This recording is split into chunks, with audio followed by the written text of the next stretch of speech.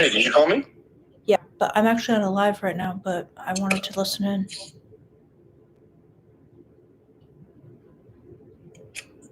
Okay, well, next time I call you, answer. Okay, but it didn't even ring, so I couldn't answer. So how do you explain that? But You gotta make your signal work. But were you gonna let me like secretly listen in or what? Yeah. Secret? Yeah. So you just like have the phone on and then I'll just listen in? Yeah. Can I listen in on a live? No. I'm on a live right now. No. Okay. Okay. Bye. Hey guys. Good evening. Good evening, everybody. Hello, ex-man of pain. Thank you for the compliment. I appreciate that. Green Blossom. Hello.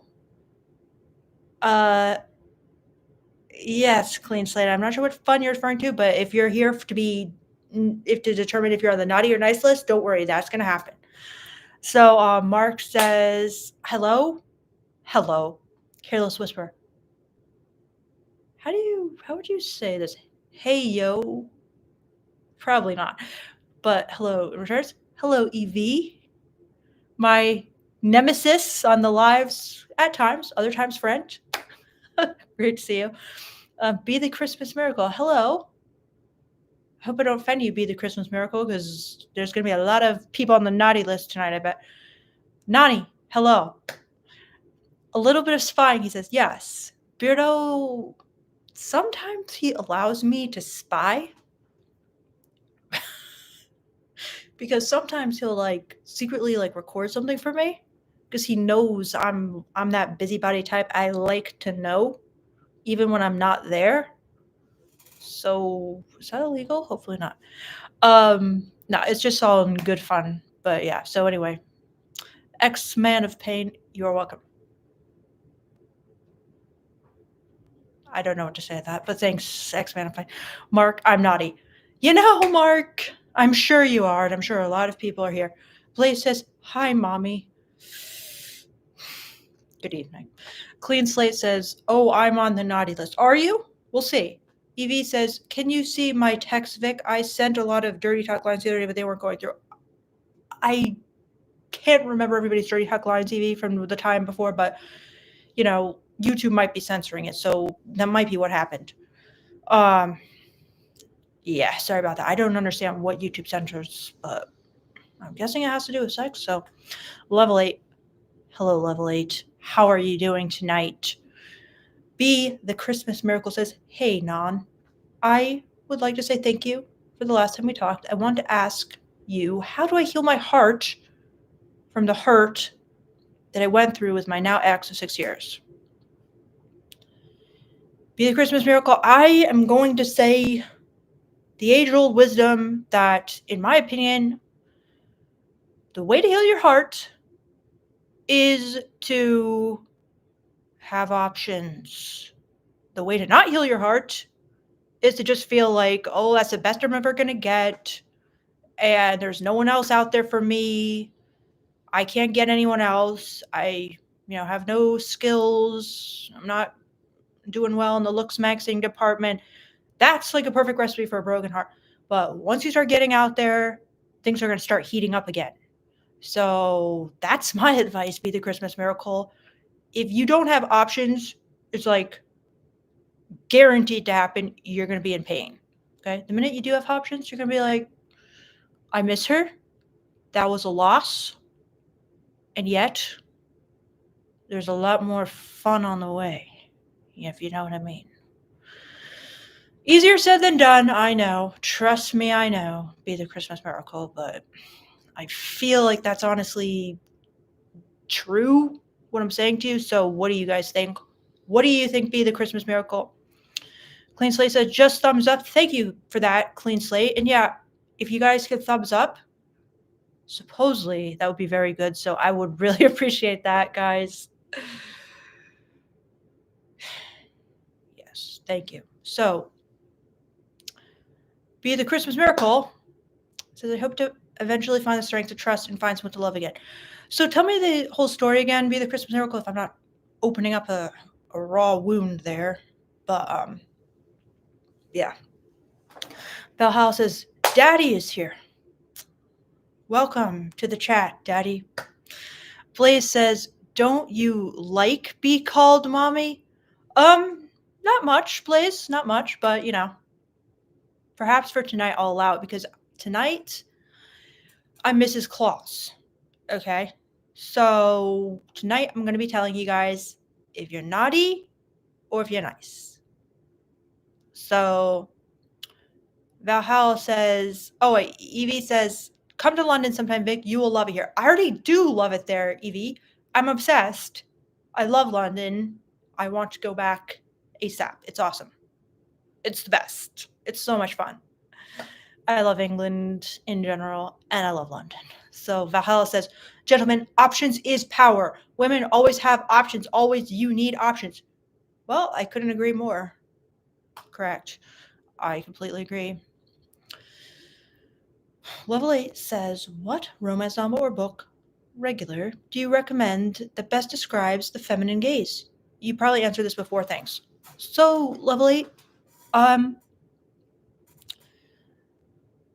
my best advice that I've given people, before on the chat is, it's not about the book, okay? It's about the themes. It's about the patterns. So, I honestly think rather than just reading one book, which is great, read 5, and if you can, 10. You can kind of like skim through them if you want. Trashy books, terrible books, books for like, less than $1 at a thrift store. Just go to the romance novel section and pick some up because it's not really about the plot. It's like the more transparent the plot, or the more transparent, how should I say this? The worse the book, the worse the writing. The worse the writing, the more transparent the female gaze. Because it's not like realistic. It's just straight up, this is my fantasy. You know what I mean? So the worse the book, the better, honestly. So that's why I would just go to, a thrift store, a used bookstore, and just get some romance novels that are obviously romance novels. They got like a shirtless guy on the cover, bodice rippers, as they sometimes call them. And try to look for the patterns. And then let me know your thoughts. But yeah, I feel like it's better to read many than just one. Because how can you begin to like see the patterns with just one? What do you guys think? Maybe some people in this chat, like for example, Nani, have been studying up on the female gaze, reading a lot of books written for women. So I'd be curious to hear like his take. Lowell says, any dancing in this video? I'm not planning on it, but who knows? So Kyle says, I haven't had a girlfriend in 10 years once 2024 hits. Kyle, it's absolutely horrible. Okay. And I'm actually putting you on the naughty list. Okay. For that, because that is not healthy and that is not good. So yeah. Sean says, what was your name when you were stripping? That is a good question. And I'm not sure if I should share that. Because who knows? But one person on this chat knows that. Okay. And I don't think anyone else does. Ellis says, yo. Hello, Ellis. Welcome. Good to see you. Valhalla says, women will shame you into not having options, but they won't tell you about their options. As in the 48 Laws of Power, all people want more power. Nobody wants less.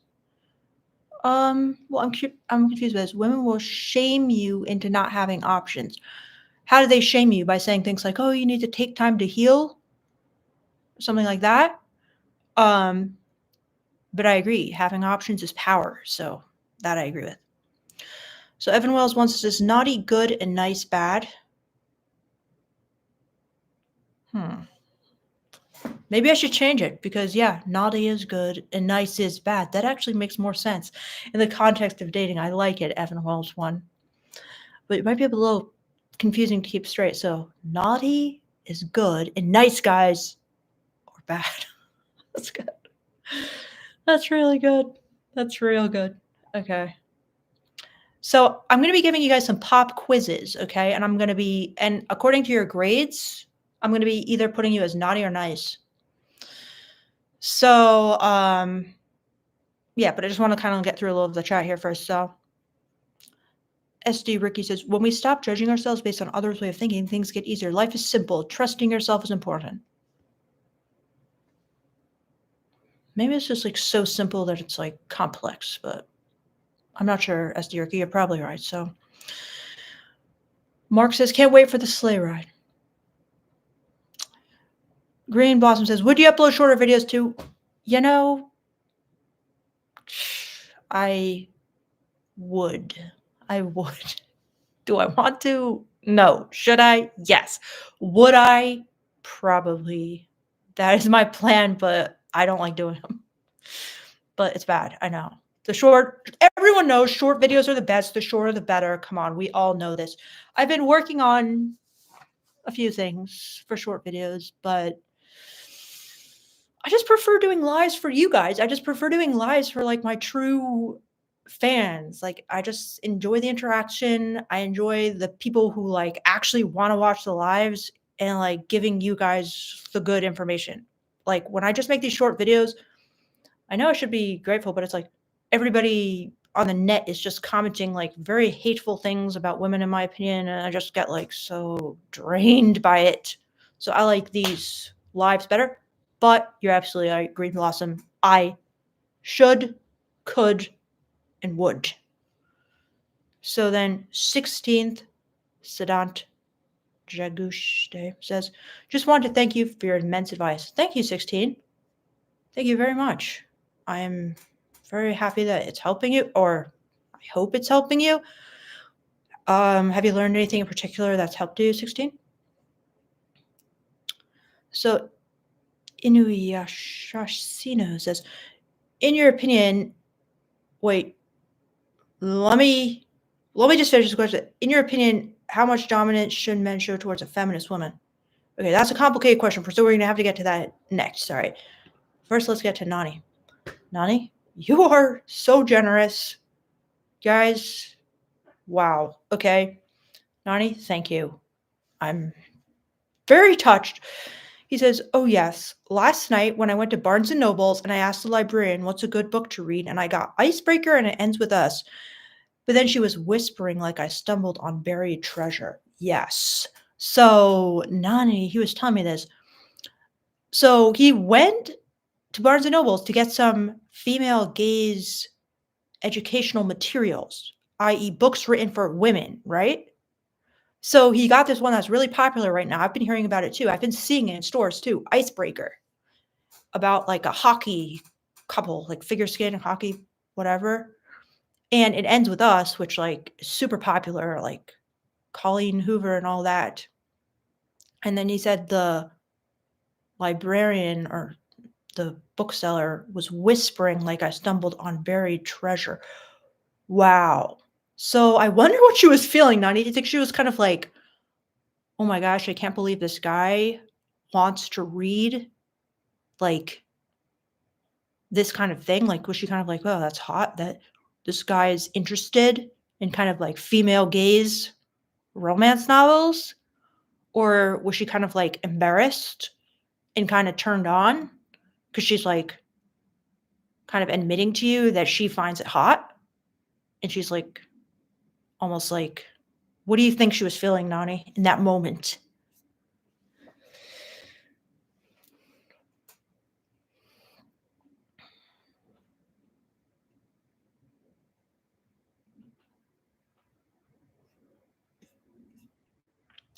Thanks again for a super chat, Nani.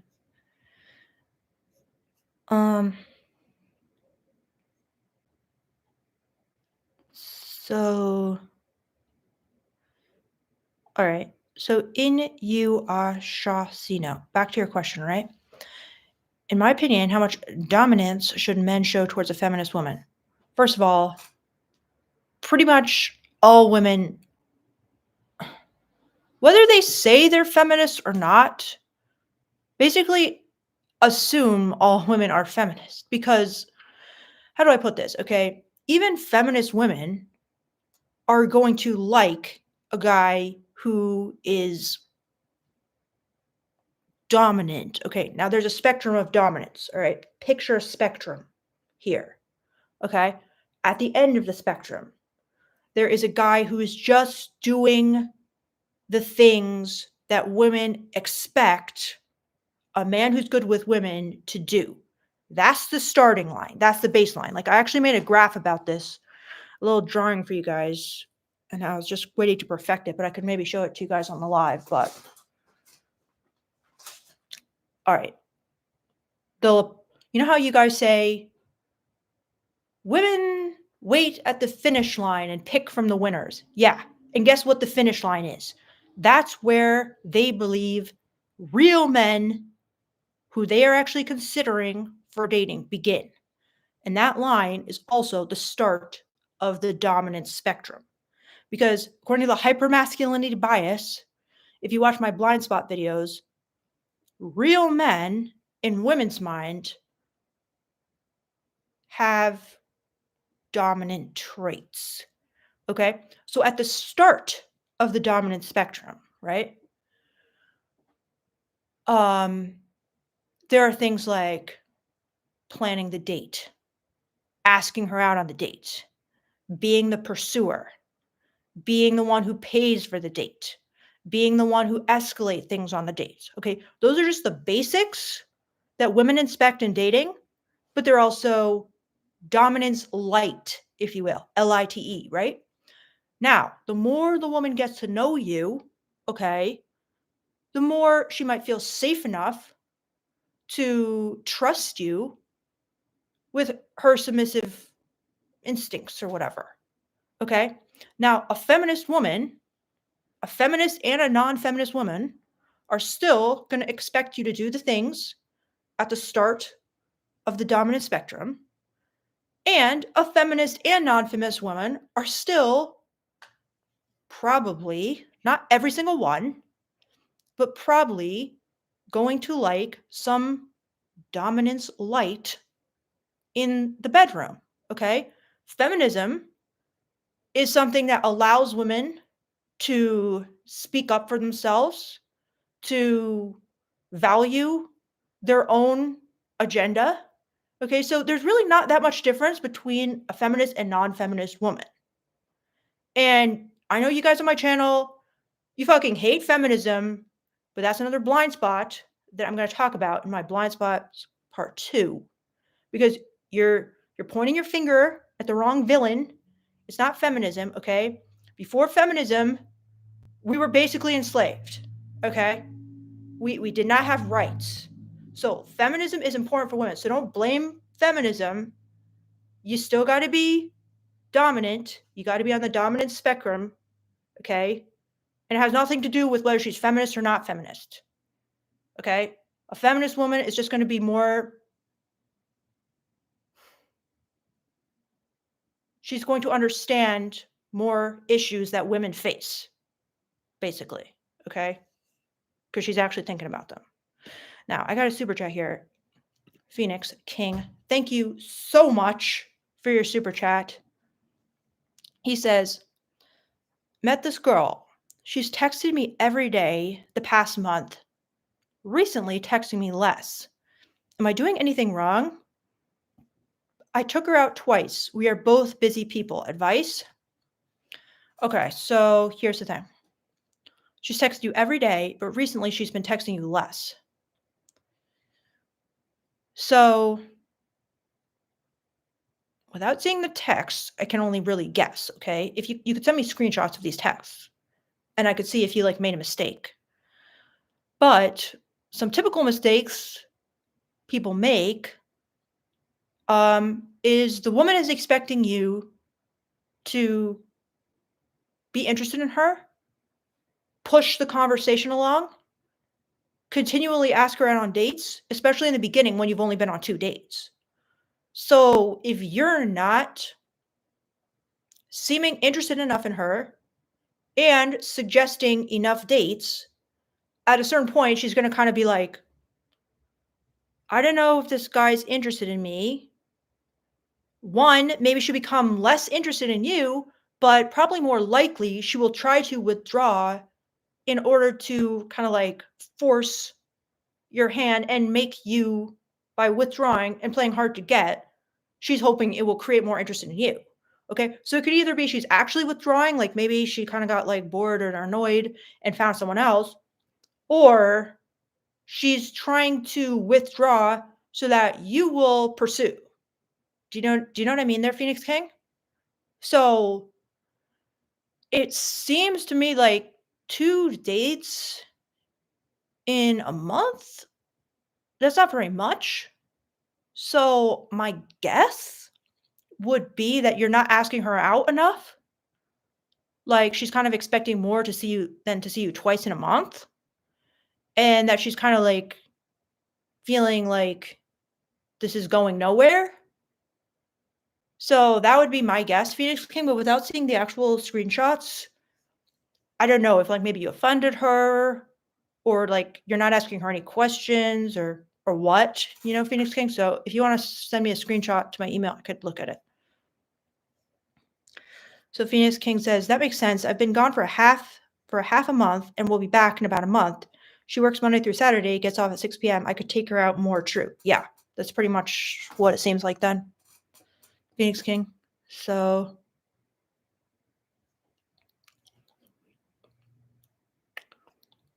Green Blossom says, I think you prefer streams over videos for super chat money.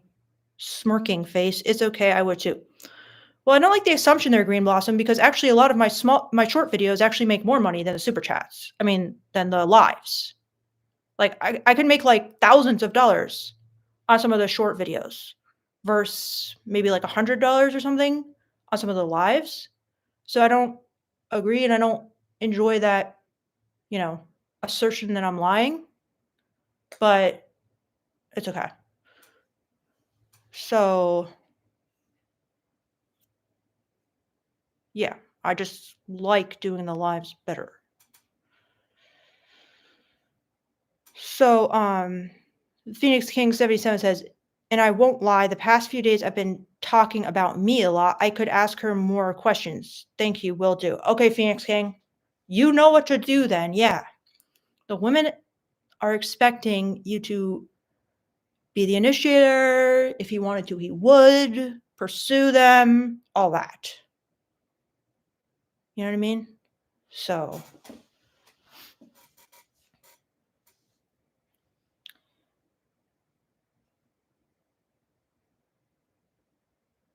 hey, Liam Donovan says, I support feminism. What a king, Liam. What a feminist king. Now, I understand that all feminists aren't giving you like the perfect advice about what to do, but that doesn't mean there are some very important things about feminism for women. So, yes. Castle Soul says, no hate for feminism here. Wow. Amazing.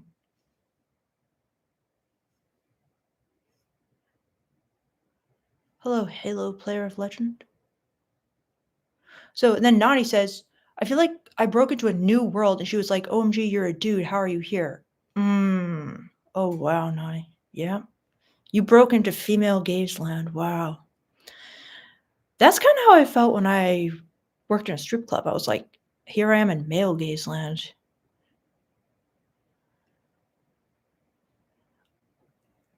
Okay, guys. So, all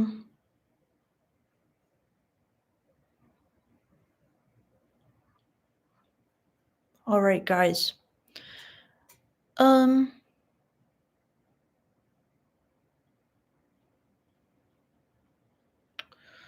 So VG says, can you comment on cold approaches in public places like subway or street? How do you do it without feeling awkward? Other people are listening and it would suck to get a negative reaction. VG, I think, like, let's say other women hear you get rejected. They're not looking down on you. They're not, okay? Even if they're giving you like a ew face, like they're not looking down on you. They're how do I say this?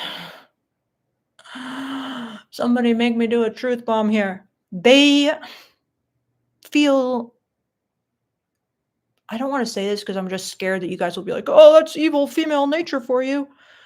But guys, on a subconscious level, I'm just telling you guys this in the live because they feel like jealous of men.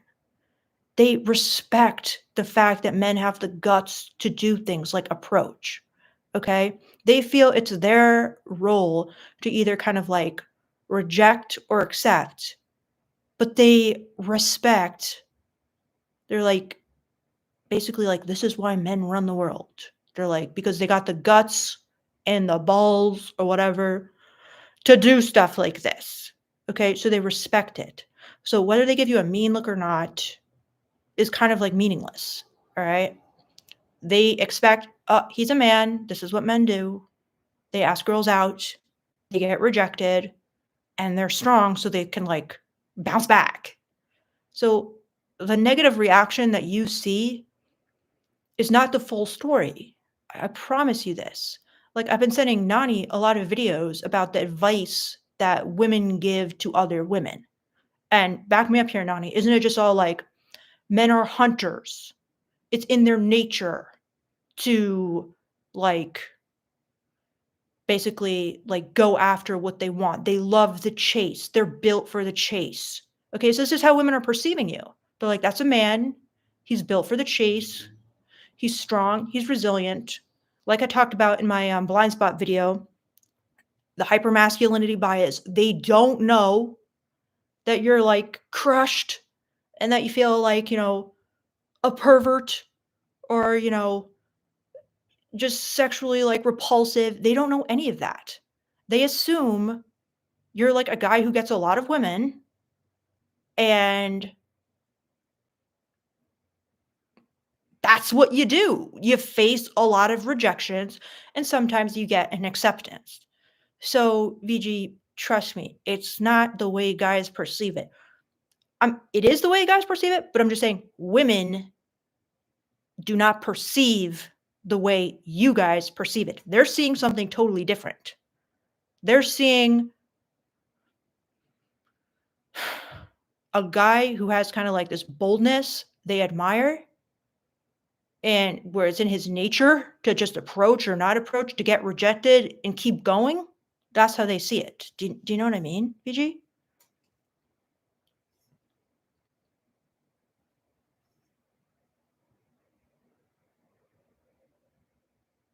VG says, whoa, paradigm shift. It's almost like women are thrilled by the approach, even if it falls through. I appreciate your answering. Okay, VG, well, that's a little too far. Okay, I'm not saying they're thrilled by the approach. Okay, because they could be annoyed by the approach. They could have been approached by like 100 guys that day, depending on how they look and how they're dressed. Okay, so it gets frustrating, it's annoying, right? But that doesn't mean that they see you as repulsive. It's like subconsciously they just assume that's a man doing his job as a man. Okay, so it's not like they see you as like, ew, what a creepy loser. Oh my God, like I would never touch him with a 10-foot pole. Like, even if they do feel that way, there's still a baseline level of kind of like respect for men. Okay, so I don't know if that helps. I don't like when guys take us over and like, oh my gosh, she's like so turned on by my approach. Just assume that all women are turned on. I'm not saying that. I'm just saying she's not seeing you as like, she's seeing positive qualities in your approach. Okay. Let's just say this. If you asked a woman, who do you respect more? A man who approaches a woman and gets rejected in front of like 100 women, or a man who is too scared to approach a woman? 100% of those women will say the first guy. Does that make sense, VG? Now, wait a second. Unknown land. Thank you so much for super chat. And he says, female gaze land. Yes, unknown man, female gaze land. All right, first of all, thank you again for your super chat. And I'm sorry I kind of like waited a little while to get to it because I was in the middle of that one, but I really appreciate it. So, yeah, so your question is basically like, what is female gaze land? Well, just a little refresher on like the female gaze and everything. That's just the way women, I guess you could call it like the world of women. How women see things through their eyes, through through the female goggles, right? How are they seeing things? That's the female gaze. When you put on the male goggles, you've got all the typical blind spots of men. You've got all the typical expectations of men, right? You've got all the typical things men assume about dating, about women. And when you put on the female gaze goggles, you've got all the typical things women assume about men, all their blind spots, everything like that. You're seeing through that lens. You've entered female gaze land. So when I was talking to Nani and I was saying the woman who was telling him about the romance novels, he was saying she was excited because he was finally kind of like interested in her world, the world of like what women find sexy, what women find attractive, what they write about in books written for them to masturbate to, you know? So, yeah. Does that make sense? Unknown man?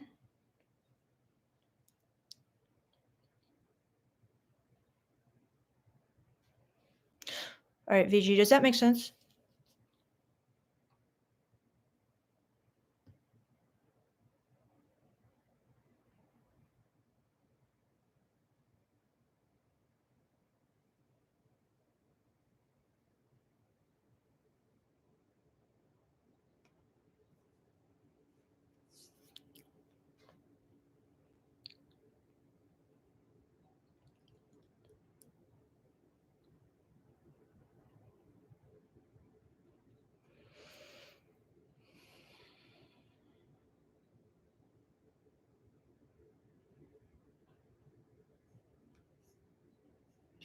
And KS says, I think men fear that rejection may be the outcome.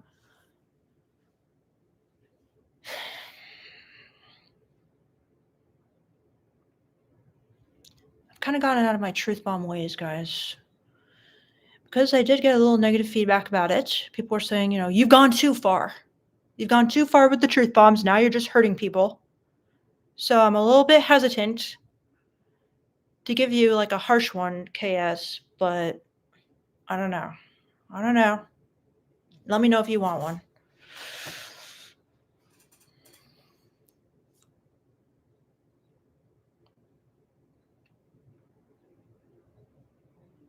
All right, you guys are saying do it. Carpet bomb us with the truth. Nah, you haven't gone far enough. No, people need to hear the truth. I want more. Please do the bomb. If it's too much, they shouldn't be here. You can't learn with uncomfortable lies. Truth. Push the red button. Truth, please. Okay. KS. So I have to truth bomb you. Brace yourself. Hopefully it won't be too bad, but I think men fear the rejection may be the outcome. Okay, KS. What you have to understand is that to a woman, okay, and remember, we've got the hypermasculinity bias, right? So that means I drew this little thing for a guy the other day in a consult, right? This isn't the best, right? But this is nice guys. This is most guys. And this is where the cutoff is for where women consider you, okay? And this is the dom zone, okay? And this goes all the way from the lower spectrum of doms I was talking about all the way to like abusive asshole doms, okay? So your attitude, which is I think men fear that rejection may be the outcome, that attitude is a guy who's like down here, okay? Maybe even like off the chart. All right, Cass, it's so bad, okay?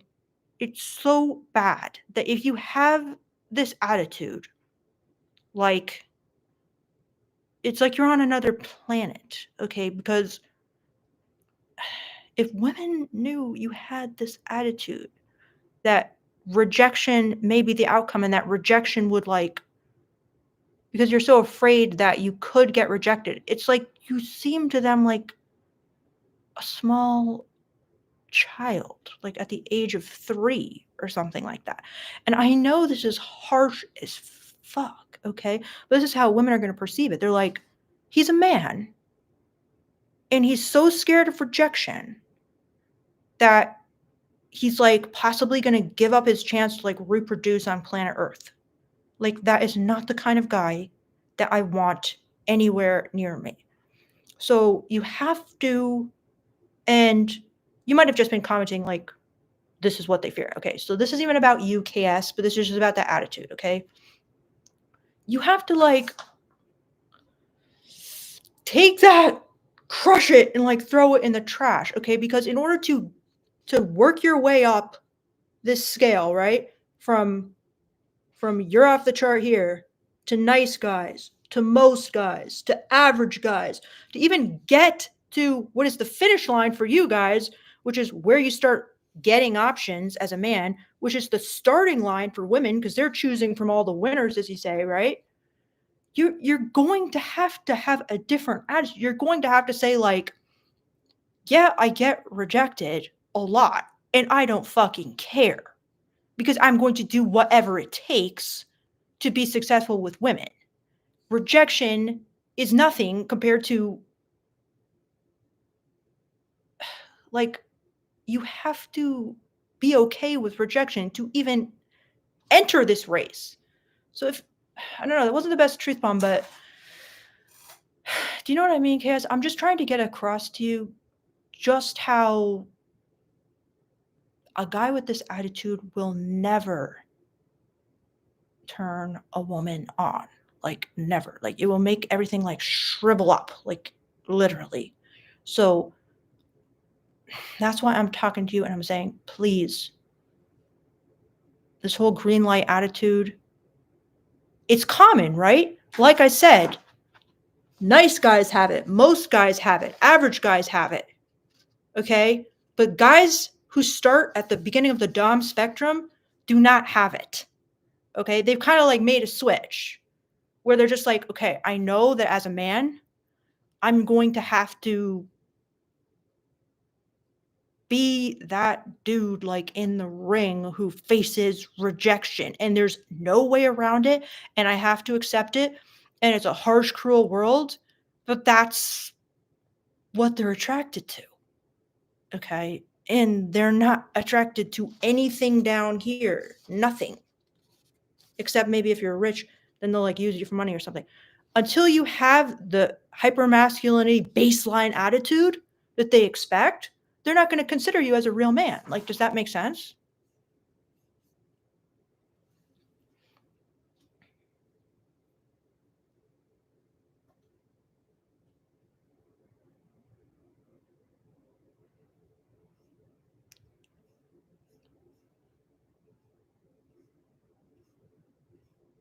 Okay, so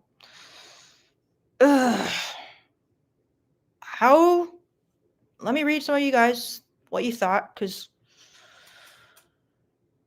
I hope I explained it well enough. I could probably like simplify it, but yeah. So Don Juan says only the strong survive.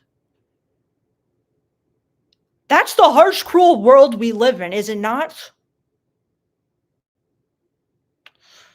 You're right, Don Juan.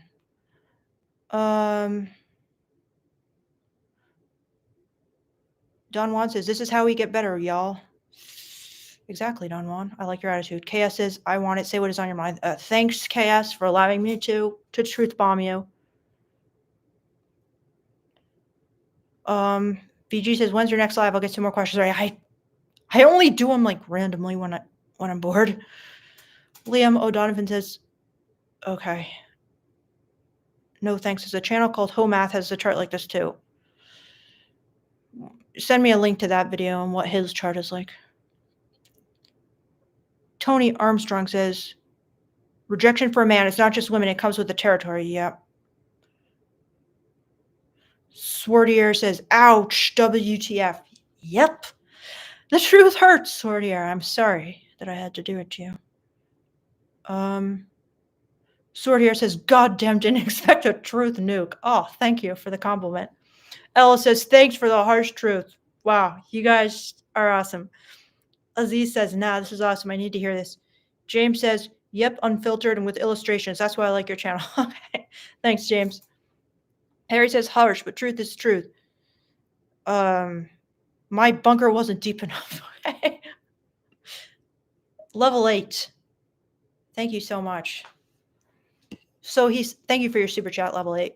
He says, so what would you recommend as a good first step to overcome rejection sensitivity? Nightclubs? I'm in my 30s. It's been a painful journey. Thank you. Well, level 8, I will tell you what, there's lots of different ways, okay? But like I've been telling you guys about this really cool guy I talked to that I found for my channel, right? And he went into he quit his job and he pursued pickup full time for 2 years, okay? And the way he started, and I'm not saying you necessarily have to do this, okay? But this guy, he demonstrated his skills on me. And I'm like, bravo, you are a master. Well done. You have my respect. Like, he was really good. Okay. Like, and he said he agreed with me because I was kind of like, oh, like, what have you learned about like women and what they like in bed and everything? He's like, well, pretty much like you say it all on your channel. So I'm like, okay, we agree. It's very validating, right? He had some other fantastic points too that he brought to my attention. But anyway, my point is, what he said was he just started like pounding the pavement like 4 hours a day, right? But then he would just try to ask women out, and he was not good at it at first at all, okay? But then after he got back, he would go with a friend and they would analyze it till like late into the night. Like, what could we do better? What did we do wrong? What are the patterns? Okay? And I'm not saying that's the only way to do it, because later he got a coach, and the coach gave him like intense feedback on every single thing he did. And I mean, honestly, it's the best way to learn, right? Like somebody who really knows what they're doing watching you and saying, no, your voice was like going up or whatever, or your posture was all scared, or you were like giving a smile of fear, or you stumbled and stuttered or whatever. Like basically is like coaching like any other discipline. Like you just got to like keep constantly improving. So that's basically how to become like an expert, right? You could just go with a friend and you could like give each other feedback. You could get coaching from somebody. Like I do coaching. It sucks that I can't like be in person with you guys. Like this coach would like record everything they did and then like go over the recordings with them. I haven't done that yet, but I did kind of have a club like this in person. So you could start a club for rejection therapy, which is what I did. And that's when I started seeing guys like ask women out a lot myself. And I noticed some things they were doing wrong for sure. So you could start your own club. But I mean, yeah, like basically there's nothing to do but actually do it and try. You can read books and like try to use some of the lines. Like I had made a video about the best line to use when asking a woman out. And then later I actually read this book called The Red Knight that someone recommended to me, and it's for men. And in that book, I mean, he basically gave an extremely similar version of the line I had already made in my video. So, I mean, he coaches men as well. And he basically verified that he basically does the same thing as the line I used.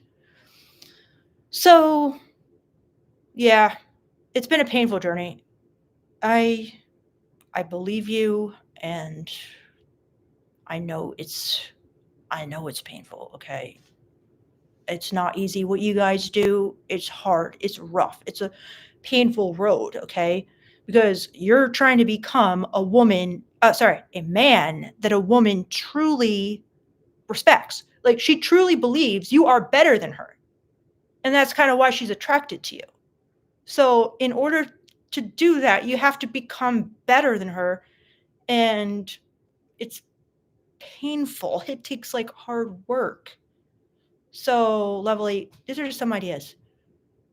Coaching, going with a friend, starting your own rejection club, which is a really fun idea. I actually might like try to make that like a product and like how people can make their own rejection clubs, because that was so fun. And, I have been giving it away for free, but it'd be good to just,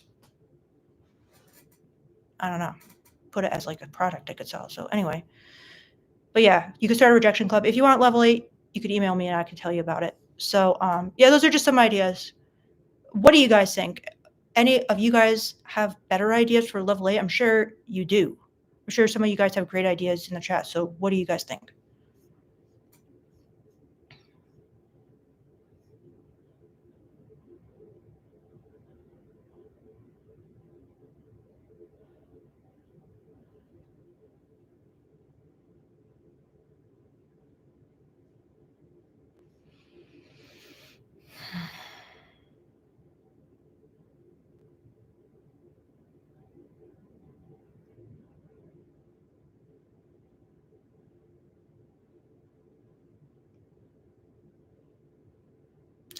Ellis, yeah, this guy, it was, the coaching was expensive. Yeah, it was.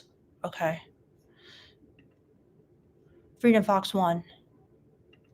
Thank you so much. I really appreciate your super chat, Freedom Fox 1. So he says, you've also talked about needing to meet women's emotional needs.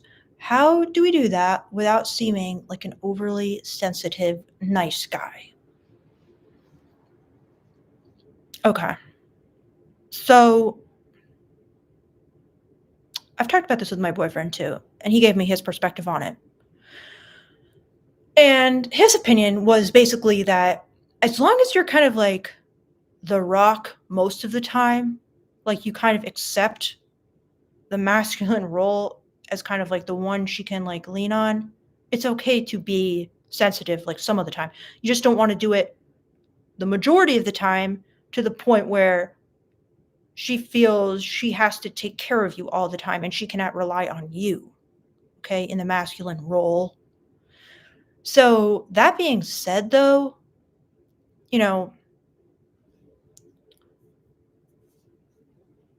there's something that me and my boyfriend do, and it's changed our relationship a lot. Like, even just recently, I will be completely honest with you guys. My boyfriend, how do I put this? He wasn't good at like meeting emotional needs like that well in the beginning. Okay, I had to teach him what to do. And before I did, it was just getting like bad. Okay. So I taught him this exercise, and I call it the 20-minute exercise. It's basically a couples counseling exercise. Okay. We do it, and he learned the skills of like listening, basically, and validation of like your emotional needs from this exercise. And it's completely like changed our relationship in a way. And we were having sex the other day, and I noticed that because he was now meeting like my emotional needs so much better, the sex was honestly a lot better. It's deeper. It is what I said in that video, alpha in love. Okay. And I made this video, like the core thing that brings a woman to orgasm or whatever. And it's about, you have to have like the alpha traits down, but then you also have to do the emotional needs, like you're talking about, Freedom Fox 1. That's the in love part. And the combination of that is like the female gaze dream. Okay. Now, you got to like be the alpha that's being like the rock that's, being dominant in the bedroom, that's kind of being on that beginning spectrum of dominance, like as a whole in the relationship.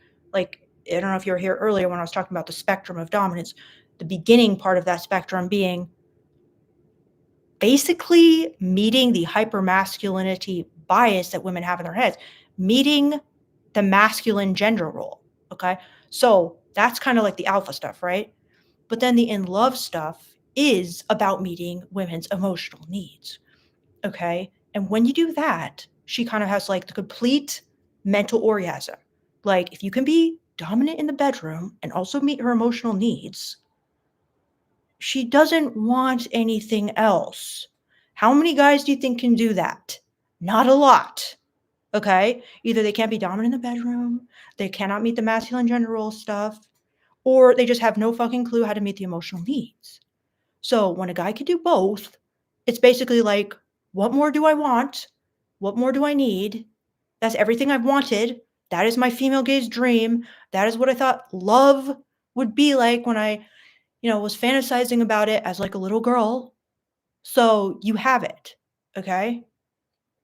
So, yes, the meeting the emotional needs is very important in my opinion, okay?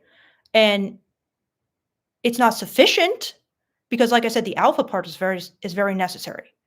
But once you have that, the alpha part, that's step 1, it's very important in my opinion to be able to develop the skill to meet her emotional needs. That is the complete picture. That is, women will get in a relationship with you and they'll have sex with you because you're alpha, right? But if you want to continue and have like a happy marriage or have a happy relationship, you are going to need to do the emotional needs stuff well as well. If you just do the alpha stuff, and what so many guys on my channel say is the very second you start meeting her emotional needs, that's the exact second she drops you. No, you probably were not doing the alpha stuff then. Okay. Or you probably just thought like this guy I was watching on F Boy Island who Katie sent home.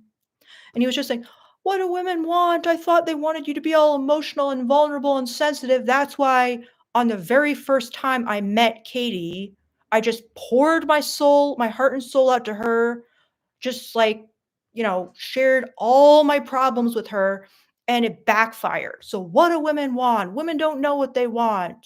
Women are crazy. Women are whatever. And it's like, yeah, you don't want to do that right away because the alpha stuff is very important too. But once you're in the relationship, if you do not meet her emotional needs, she will dump you for someone who can. Okay? Because that's the full picture for women. Seriously. Until you meet her emotional needs, there's something missing, deeply missing for her. She will never be happy. There's 2 keys. And if you have them both, she is happy. She is very happy. Like with my boyfriend, I just feel, why would I need another guy? Who can do it better? No one can do it better. He's perfect at the emotional needs stuff, and he's perfect in the bedroom. So why do I want anyone else? Like maybe just out of curiosity, but it's like he's satisfying like everything I need. So I feel like guys don't even believe that's possible. Like the red pill stuff like feeds you guys all this stuff like women can never be happy. And it's like, yes, they can. But are you guys even meeting like a single emotional need? Or are you guys even meeting a single alpha need? I don't know. Are you? What do you guys think?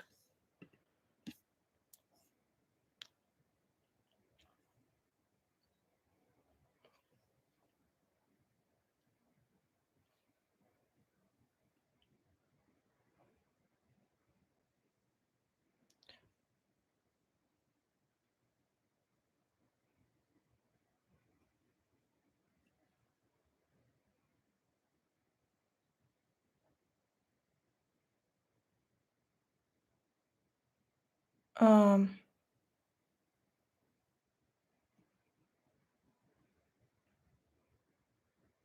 okay.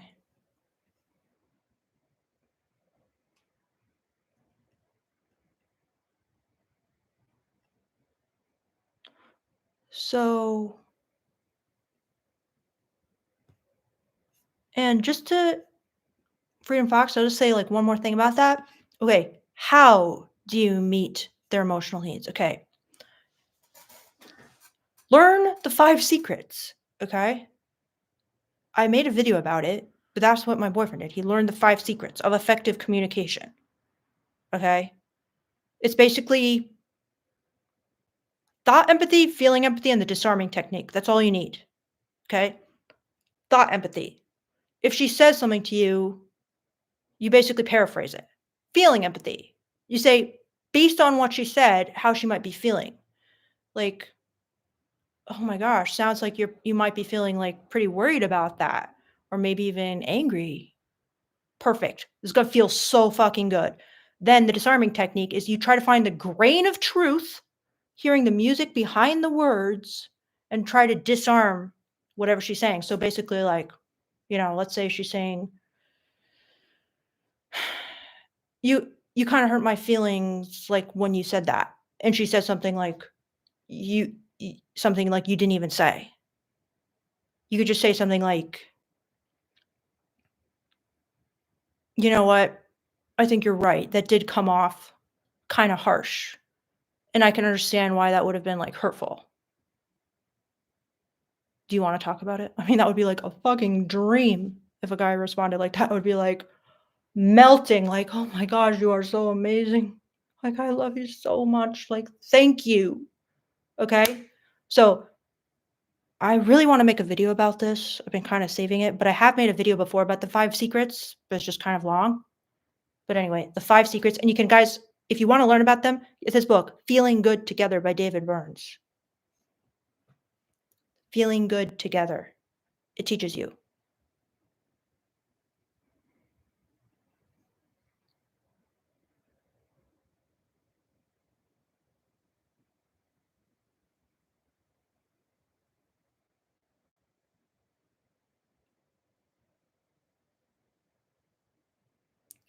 Okay. You guys are asking some fantastic questions.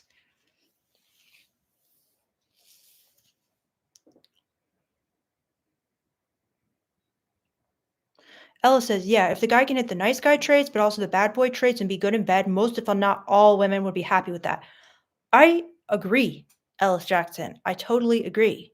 The nice guy traits, the bad boy traits, and be good in bed. Like, what more do you want? You don't.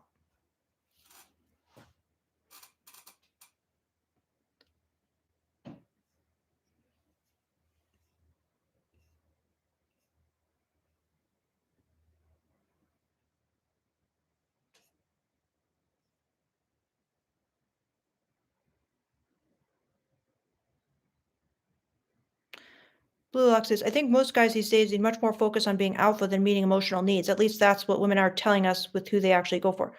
I agree with you, Blue Lock. I mean, Freedom Fox, he literally asked me about the emotional needs part, but I agree that most guys, it's easier to do the emotional need stuff than it is to really tap into the alpha stuff. That is scarier.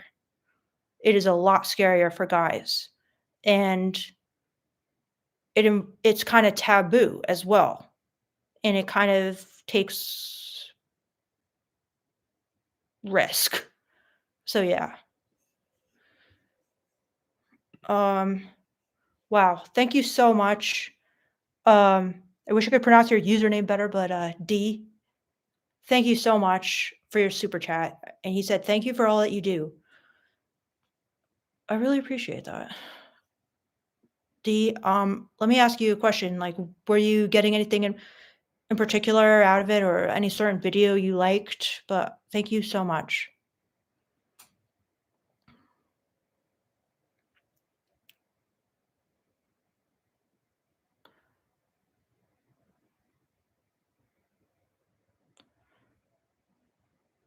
Okay.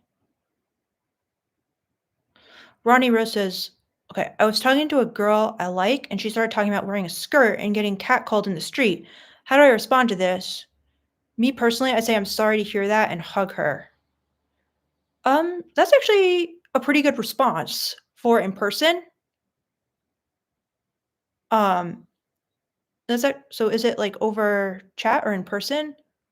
I'm sorry to hear that and hug her is good because that's probably what she wants in that moment.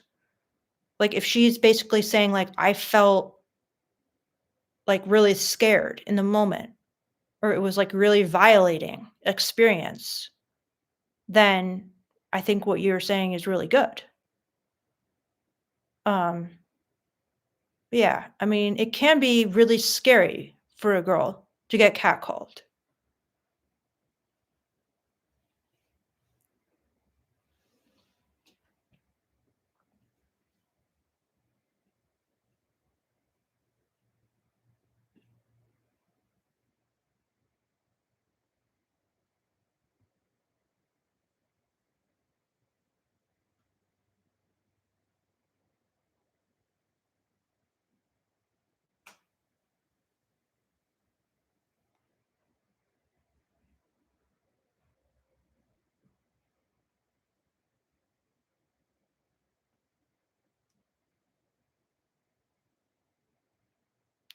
All right, so Arjun says, "Hey, I got close to 40 matches on Hinge, but 0 dates. What do I do? I don't have the scarcity mindset, as I'm already going out with a girl. We aren't committed." Okay, Arjun, so what is your opener? Okay, is it just, "Hey"? Is it, "How was your weekend"? Is it, that could be like your first problem. Okay, the fact that you got 40 matches is very good. So, like, your profile is pretty good. But then, did you just not message them? Like, let me know what your message to them is and how the conversation goes. Are you asking them on a date? And then do they just not respond? Let me know, because there could be a mistake in how you're messaging, or it could just be, this is what's happening to people these days.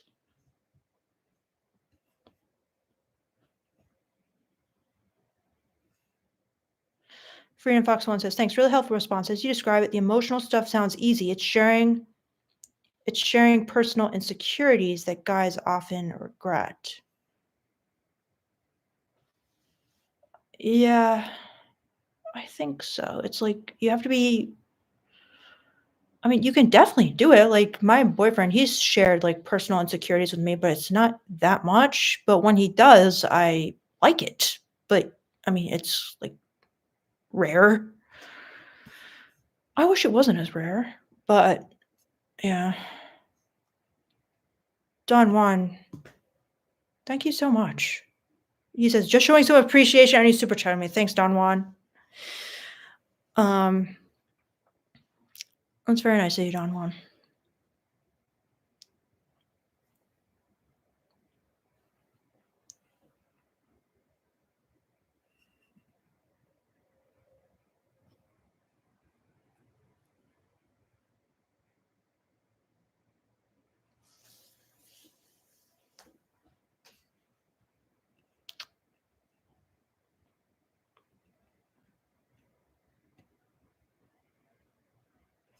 Anthony says, "But can having the bad boy traits, good traits, and be good in bed even work on promiscuous women? Because it would be harder to just please her knowing she struggles to emotionally connect long term." Okay, Anthony, that is a myth. Okay. I know there's like this one study that says that women can't like pair bond if they've slept with like more than two people. I mean, it's kind of a joke. And the same guy I was talking to, he told me that it actually shows that men also who have slept with more than two people can pair bond in like the exact same way. So you guys are basically even, right? I mean, I was very promiscuous, and had a super high sex drive. I was a stripper, and all the strippers I knew had boyfriends and were very into their boyfriends. And so was I. And, just because you're not like Christian or whatever, and you don't think, "Oh, I have to like be a virgin and then settle down with the first person I sleep with," doesn't mean that it's impossible to fall in love, that you no longer want love, that you no longer want to be in a relationship. Like it's silly because it's not harder to please her. Like strippers who are probably more promiscuous than average, um, like guys who are good in bed. Okay, probably more than most. They like guys with bad boy traits and good traits, 100%. So it's kind of silly, in my opinion, guys.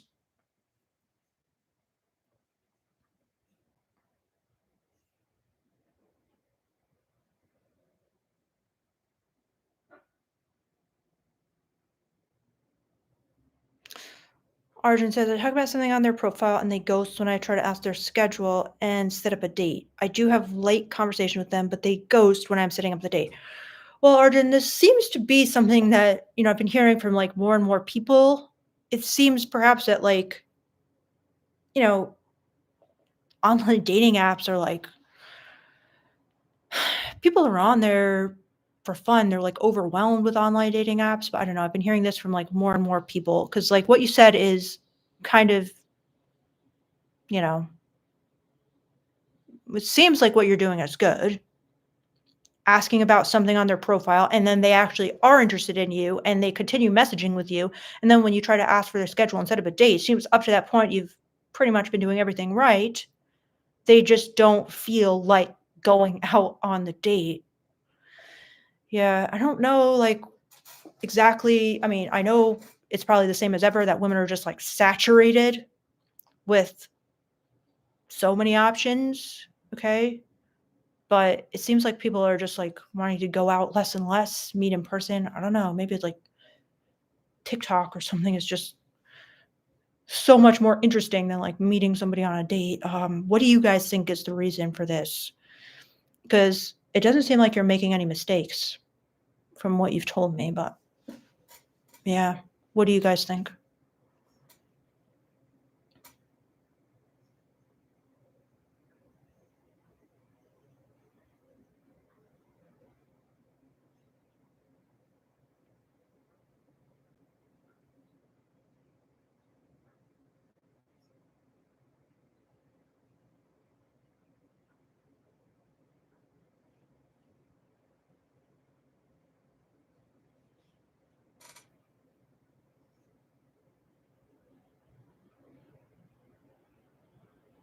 So Valhalla says you have a blind spot. Women are super saturated with options and your attention is valuable. You are not. That's definitely one way of looking at it. Like, I mean, I agree, like, they're super saturated with options, like I said, but then your attention is valuable. From the woman's perspective, I wouldn't really say it's like that valuable, but yeah, I guess you could see it as more valuable than nothing. And then you are not. Yeah, so what do you suggest, Valhalla, that would be a better way to meet women than online dating apps in person?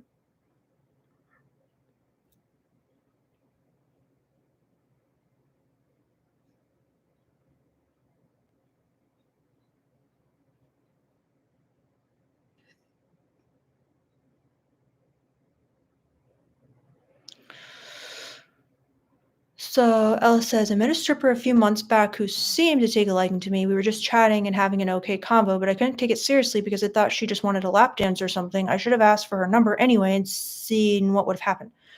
You should have gotten a lap dance with her at the very least, Ellis, and then you should have asked for her number.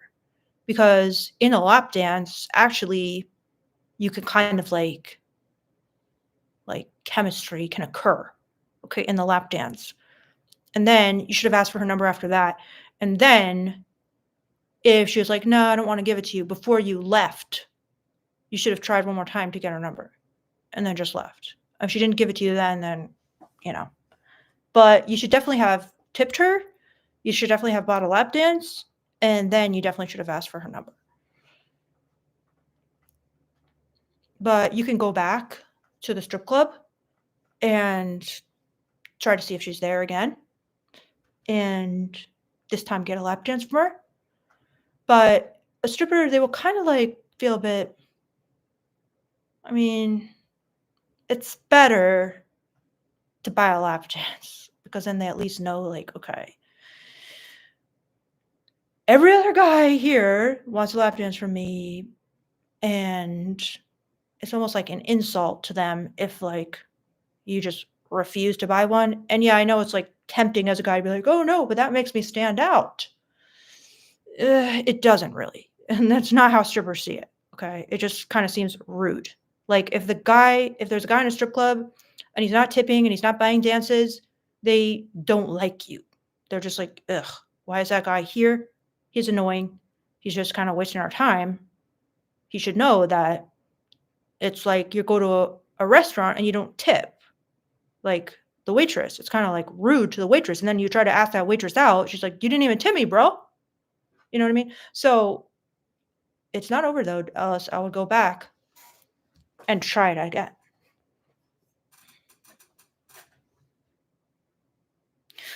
Hello, Robert Harrison. He says, from what I've learned so far, stop worrying about dating one at a time on the dating apps. Ooh, I like that, Robert Harrison. That's awesome. Could you say more? Elaborate on that? And then Ella says, if I go back, she's there. I could try that. Thanks, Victoria. Lol. And he says, yeah, I know. It's like, why are you here then? I don't blame them. I was up there with my buddy and cousin. Yeah, exactly, Ellis. Yeah.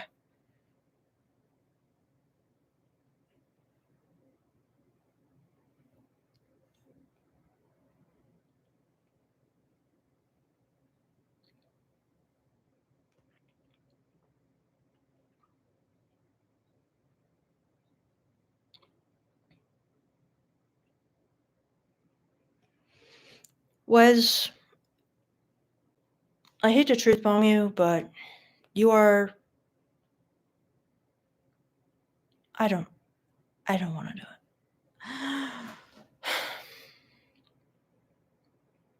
it.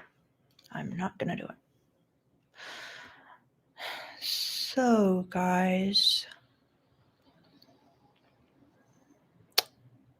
All right. I think it is time for a quiz. Let's see any last minute things here.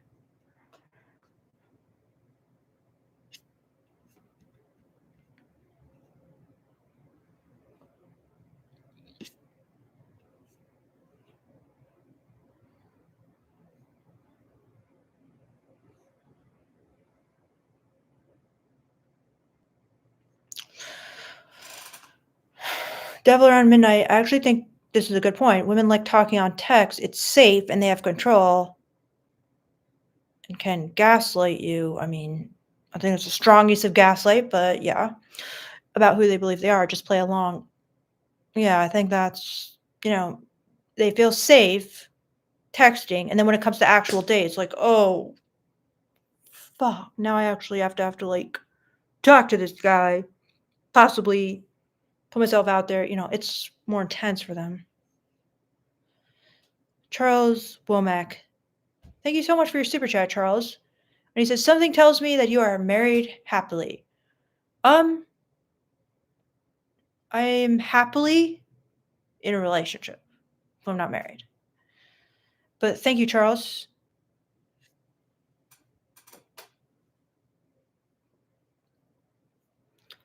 If you guys have seen him, the guy Beardo, he goes by Beardo. Okay, he comes on a lot, but yeah. So, Koopsta, and thanks again, Charles.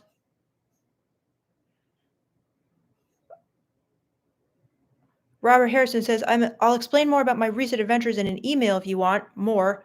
I absolutely want more, Robert Harrison. I was actually thinking of emailing you the other day because I'm very curious to hear how it's been going with you. I would love to hear more.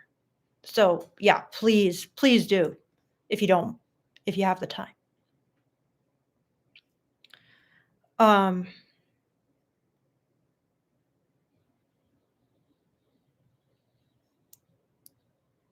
Okay.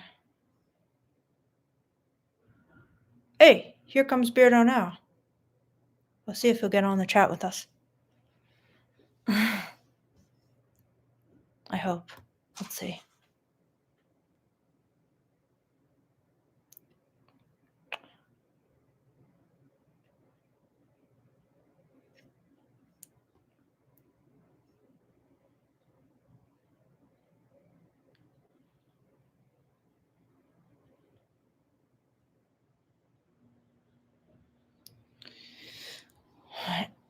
The chat's moving like kind of fast, so it's kind of hard. Like, all right, here comes Beardo. Let's see if we can get him to join.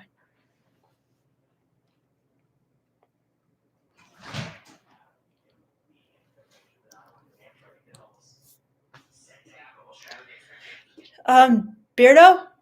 Yeah. Do you want to come on the live? I gotta do the garbage. All right, just how about like for a little bit? Huh? How about for like a little bit? One more time. Little bit. A little bit on the live. Yeah. How many people are on the live?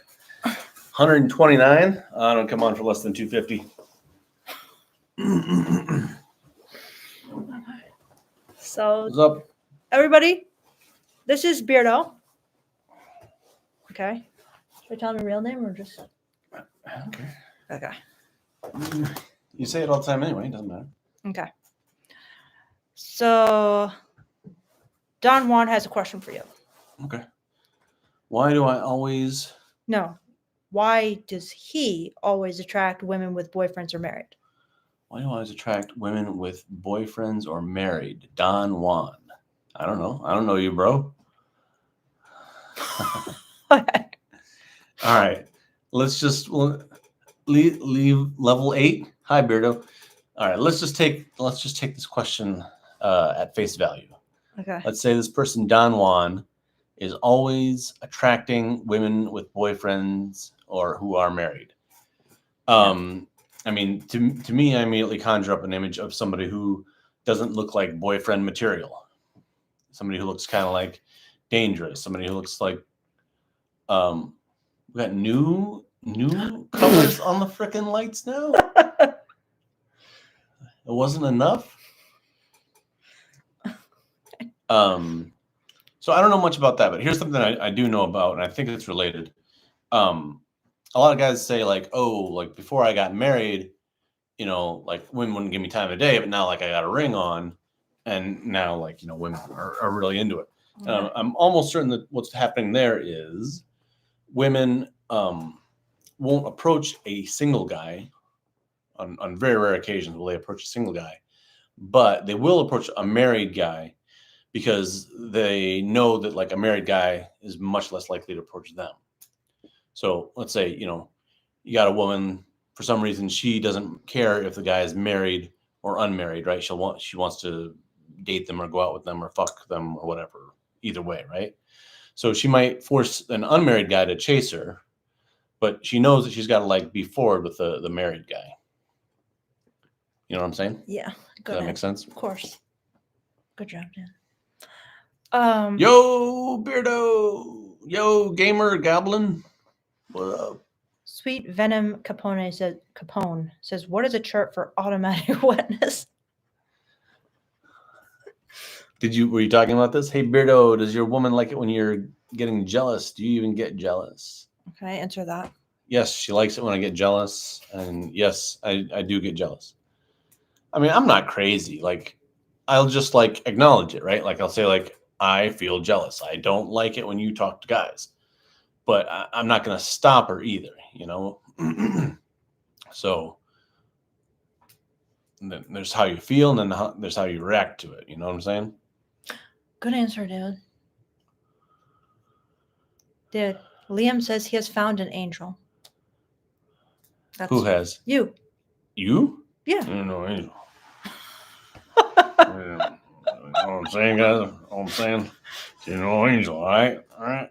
Dude. No, you're my angel. That's true. What? What's that? You're my angel. Okay. So, Christine is a woman. She said, I started seeing a man I really Yeah, as soon as I got on the stream, she started seeing a man she likes. Christine, please let him know that's not what you meant. I started seeing a man I really like. I think we are close to being intimate. Whoa. Let's slow down here, Christine. I'm taken. Wow, dude. Okay, Christine, don't listen to him. What's your question, Christine? As they say on, I honestly hate when they say that on like advice shows. They're like, "What's your question? Get to the point." I'm like, that is so rude. But anyway, yeah, I'm curious, Christine. Is there something on your mind when it comes to that? So Ella says, "Nice Beardo." LMAO. Okay. So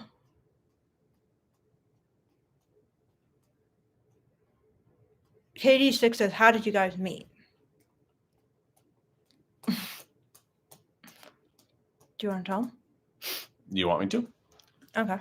You can if you want. I'm curious to see what you'll say, but I was in Vegas. She was visiting Vegas. She, her friend went home from Vegas and she was still here. She wanted a guy to take her to the strip club. So she posted on Plenty of Fish. What was it? Fiverr. No. Tinder. Fiverr? What? Put like a dating ad on Fiverr? Posted on Tinder. You know, is there a guy who would take me to the strip club, and out of all the thousands of guys, I was the one she picked because I was respectful. Believe it or not. There's a time to be respectful, and there's a time to be, disrespectful. You know what I'm saying? Okay, what is happening here? Okay. Stockton says strippers love clubbing. Okay. Makes sense. I mean, I guess they actually don't like clubbing that much because they're like, why would I do this for free when I could get paid for this? So, yeah, it actually seems kind of like they don't like just dancing sexy in public because they're like, I could be making a lot of money doing this. EV says, hello, Beardo. How do you feel about cuckoldry with Victoria? I do not want to. Okay. Christine Lapine says, I am submissive and he knows that. Now he is saying he wants to be taken a hold of. I'm scared. I can't do that. Lose someone I like. Okay, what does that mean? Christine, are you saying he wants you to dominate him? Am I getting that right?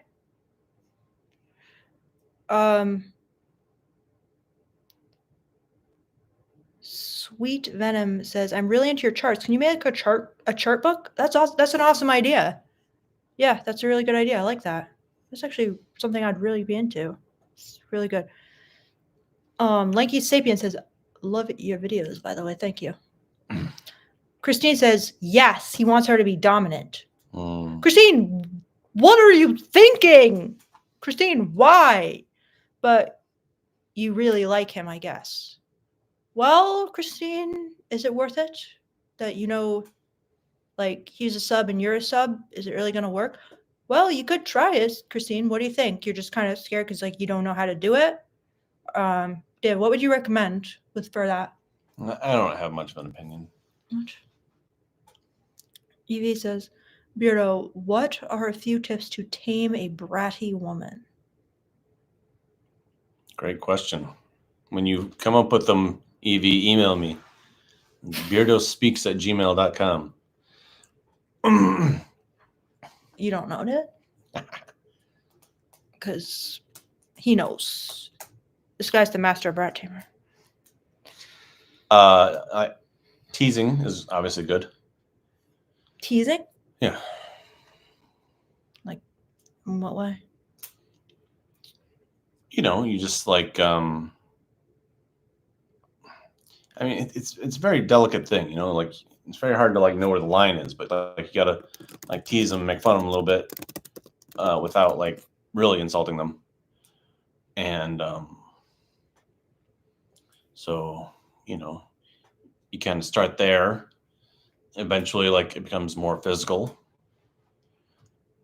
Probably. Okay. And don't get mad. Just always act like you're in control of the situation. You're brat taming or whatever, and sometimes maybe it doesn't go so well. Like, you try and tease her and she like slams you back and like, you don't know what to say. And you just kind of like laugh it off. Like, oh yeah, you're the best. You're so great.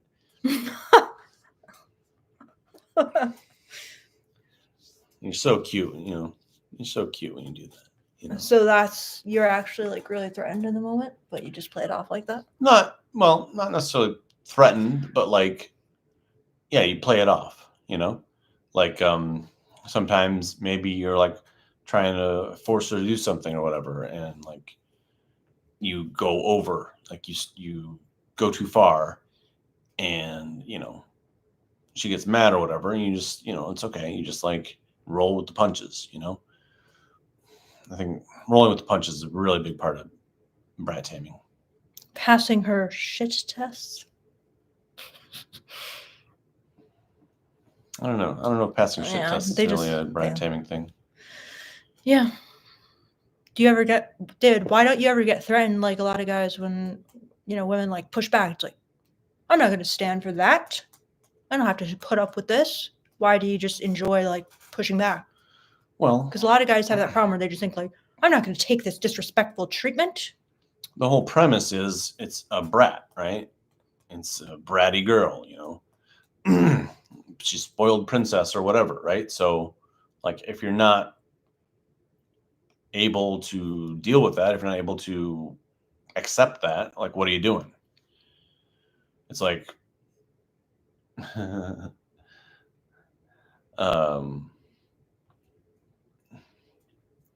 know, I love being a lion tamer, but I don't like all the fur. I mean, like, there's going to be a lot of fur, right?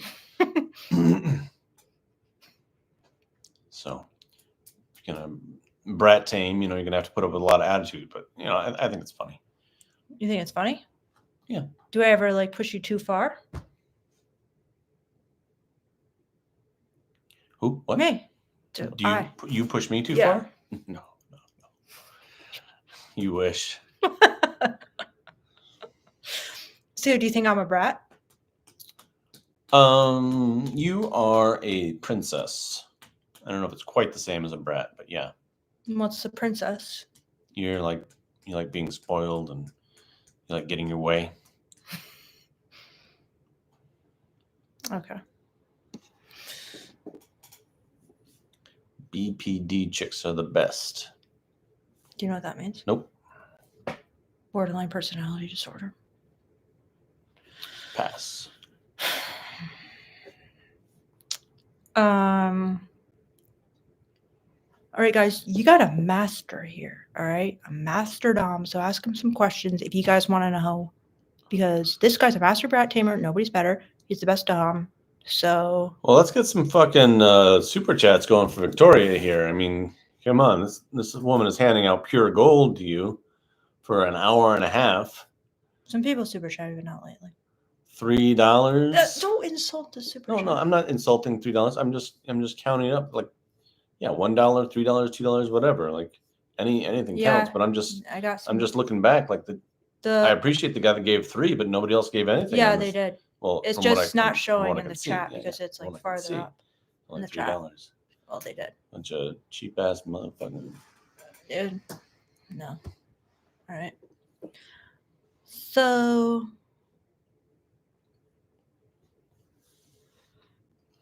There you go. Stockton. Thank you, Stockton. Thank you so much. And if you have questions, Stockton, let us know because we're going to answer it for you. All right. Els Jackson asks a question but didn't super chat. Oh, there we go. List the choosing signals since David came in. The choosing signals. They love choosing signals. Be what it is. Thank you. Okay. Does that mean like your green lights or whatever for me? Yeah. Thank you, be what it is. So here's the thing. I don't like this term choosing signals because people just, well, all right. I mean, okay. Do you want to answer that, David? Or he doesn't know what choosing signals are, so. Yeah, do you want to answer it? List the choosing signals since David came in? Like what choosing signals have you showed? It just means kind of like, okay, correct me if I'm wrong, be what it is. But it's like, if a guy's going to ask a girl out, what are the green lights she's giving him? Is she smiling? Is she blushing? Is she playing with her hair? Is she like fiddling with her shirt? Is she touching her left ear and then touching her side of her nose? So he's not saying like in the last 10 minutes since I sat down? Yes. Oh, so, okay. So say, what have you done in the last 10 minutes? Yeah, but I don't agree. I don't believe in like because what does choosing signals mean in this like respect? It just means like, what is the positive body language that I'm giving you? Or does it mean just like, what are the signs I say, David, I am open for sex or something? Like, do you know what I mean? Be what it is. But I can list kind of like the positive body language signs. I notice on the videos sometimes when I watch them back, you get like almost kind of like fluttery when I come in. All of a sudden you're almost like nervous. Nervous little laughter and stuff. Pretty much. Yeah, be what it is. Okay, so basically, I mean, I don't want to say these are choosing signals but we'll say they are positive body language. around a guy you like. Flustered. You get flustered. That's a good word for it. How am I You get a little flustered right flustered now? when I come in. How am I flustered? What? Well, let's see. Did he clarify? I didn't see. Okay. Well, basically, I become happy. I smiled. I try to touch you. I give you compliments. I kind of get like embarrassed a little bit. Yeah.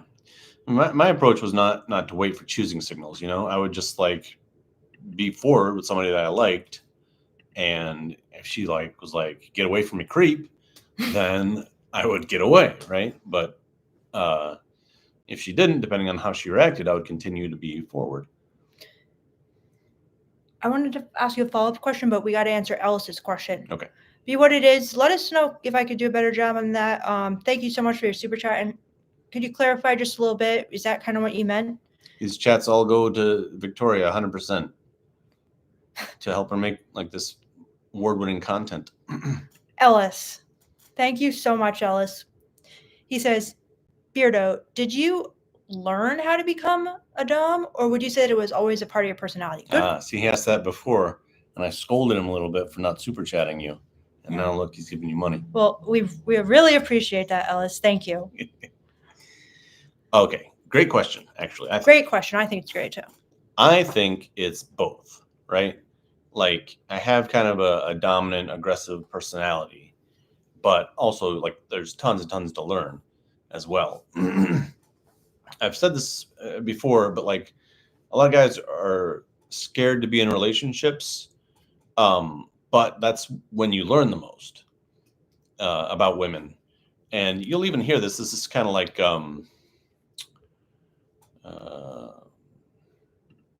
what do you call it? It's not apocryphal, but it's like a story that you hear all the time. Women will be like, "Oh, I taught him everything. Now he's like got his shit together, and now he leaves me and he's getting other women."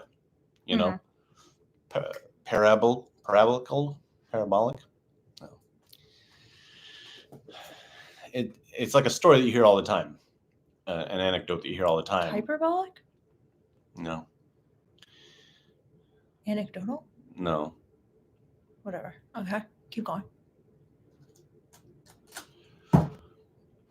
So, yeah, I think there's plenty to learn, and I think it was part of my personality as well. I think you're not going to change too much whether you like it or not, you know. So that's kind of a problem if you're not, especially if you don't really enjoy being dominant. Then you can learn it, but you hopefully will learn to enjoy it. But I don't think that much will change. But learning how to do it is something that everybody has to learn, whether it's part of their personality or not. So how did you learn how to do it? Practice. And who taught you? Well, you a lot, but obviously I learned a lot before I met you as well. Yeah. But there's a lot to it because like most women won't tell you what they like, right? So you have to like keep pushing forward in small ways, you know. Here's a great example, okay? Like a lot of women like to be like choked or whatever, right? God. Okay. So you don't like out of nowhere just like start choking somebody, right? Please, God. Instead, please, like no. maybe you're touching or kissing or whatever, and you just like run your hand like up here and then you move away, right? So you just like, just put it up here for a sec. Don't push any pressure. Don't squeeze. Just put it up here and then move on. It's just like you're just kind of stroking her neck or whatever, and you see how she reacts, right? What did I do? Now, when I'm not talking about you in particular, okay. but if you can't really see because of my neck, but if you go like this, right, super gentle, and she kind of like leans into it, or she goes, my eyes did kind of a bad thing. She goes, and whatever. I'm doing it terrible, but okay, then you know to come back to it, right? So if you like, grab her by the neck, push her up against the wall, and she doesn't like that. She's gonna cry and she's gonna be traumatized and she's gonna hate you. This is where so many guys on Victoria's channel say, "Oh, I'm gonna go to jail." Yeah, you are gonna do go to anything jail. that'll get you sent to jail. Okay, you like take small steps forward, and then you like see if she likes it, and then you take another step forward. Yeah.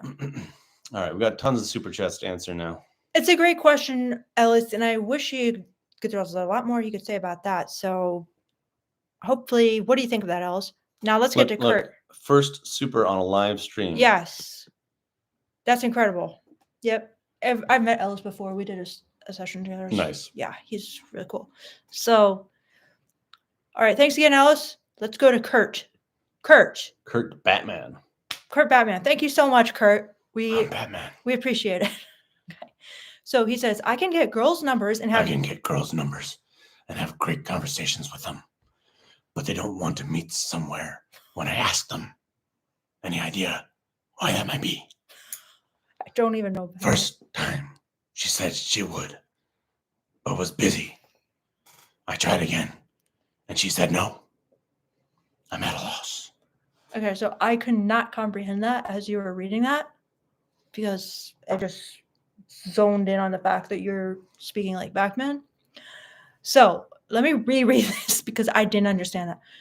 I can get girls' numbers and have great conversations with them, but they don't want to meet somewhere when I ask them. First time she said she would, but was busy. I tried again. She said no. I'm at a loss.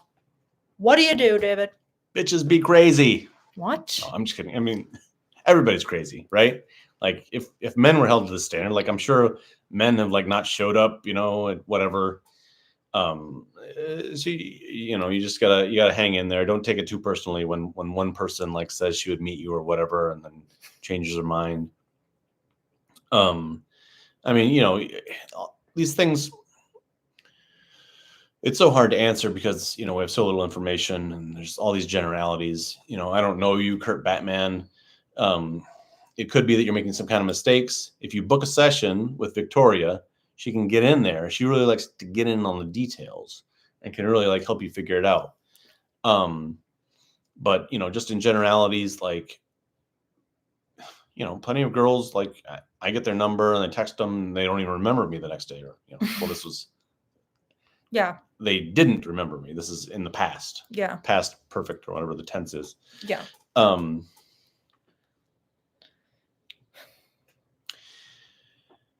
So it's no big deal. It just happens. Yeah. Some girls, like maybe you're not asking her right. It's possible. Hard to say. I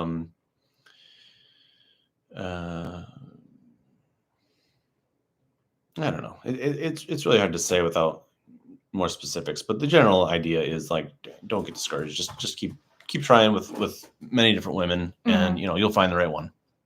Yeah. Great advice, Beardo. And thanks again so much, Kurt, for that.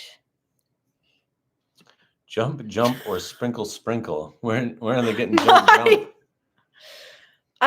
Well, Nani, he comes to basically all my lives. He's one of my star students, if not the star student. Okay. Everything I do, everything I tell him, he like follows up on, reads, and he's becoming a master of female gaze.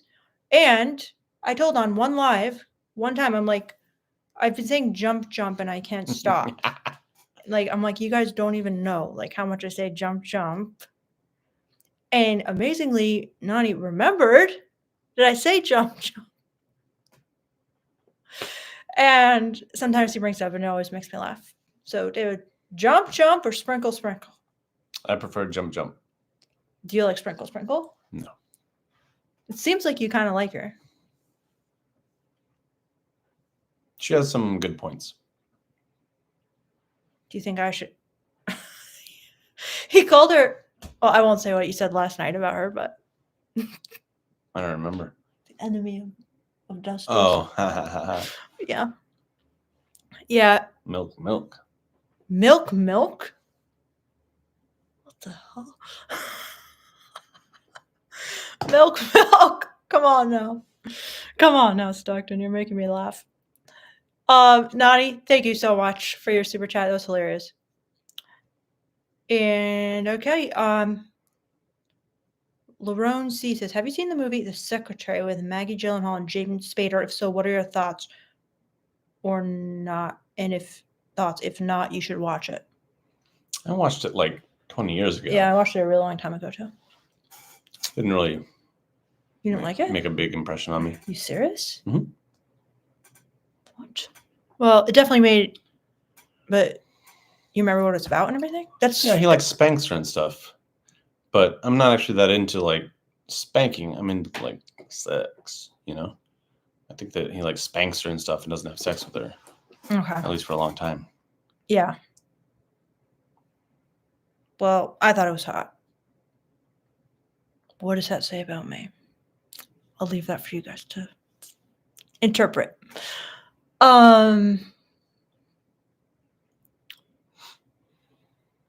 What's the minimum on a super chat? It's like $1, isn't it? Yeah. Something like 99 cents, I think you can do.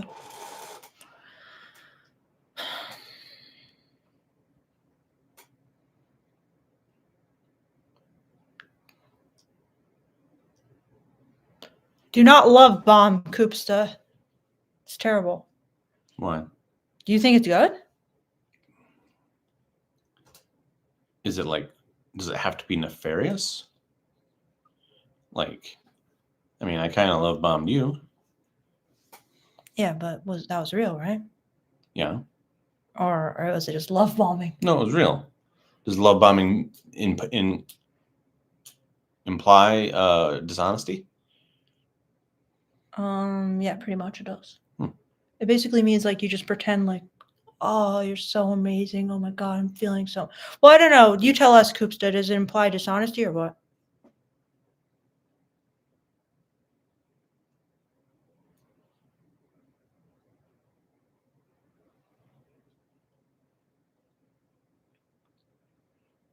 He said, Koopsta Nika. When I love bomb women I just met, they really seem to love the attention. And if I stop talking to them, they always want me to come back and love bomb them some more. Sounds right? okay.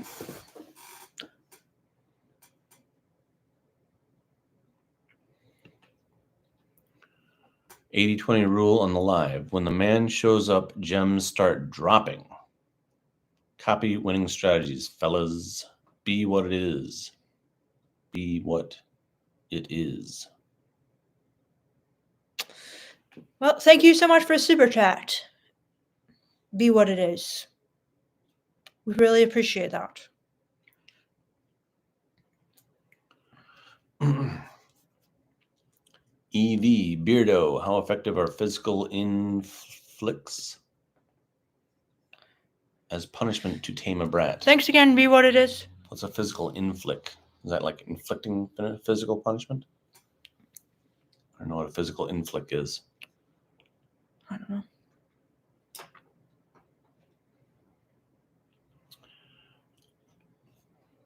But, I mean, like, if a woman likes being overpowered physically, then yeah, she's going to like it. I mean, I hate texting with girls, not much in it. I kind of agree. I don't really like texting much either. Do you like texting with me? Yeah. Okay. Inflicts physical punishment. Yeah, I mean, if she likes it, it's great. It's like, I mean, if you're a typical guy and she's a typical woman, like you're just so much stronger than her. And it's really not hard to just like, you know, push her up against a wall, bend her over a couch, you know, whatever. Hey, Lanky Sapien. Thank you so much, Lanky Sapien. I really appreciate your super chat. And Stockton is against complimenting women. He thinks that they won't give you any respect if you love bomb them or compliment them. He doesn't boost egos. Lanky Sapien says, just for support, not sure I have any more questions. Thanks, Lanky Sapien. Thanks for the support. Yes.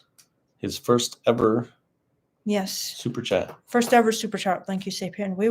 Your name is now seared in our minds forever.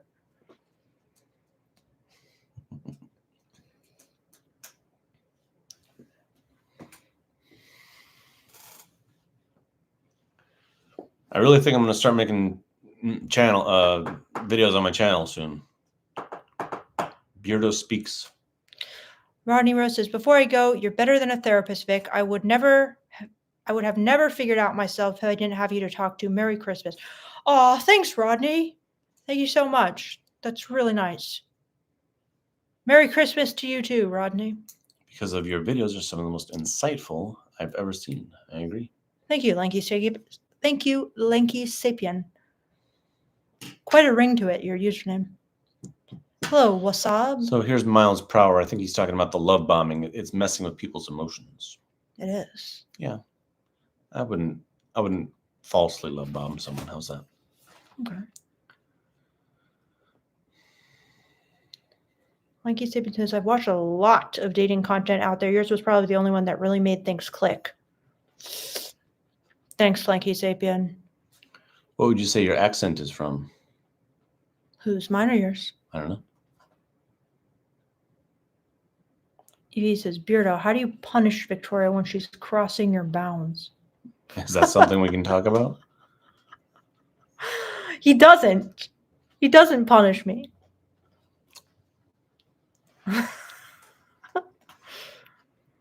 No, he says, you guys gave me the confidence to grow some balls and make a move. I'm fine if things don't work out. Unrequited love is too miserable.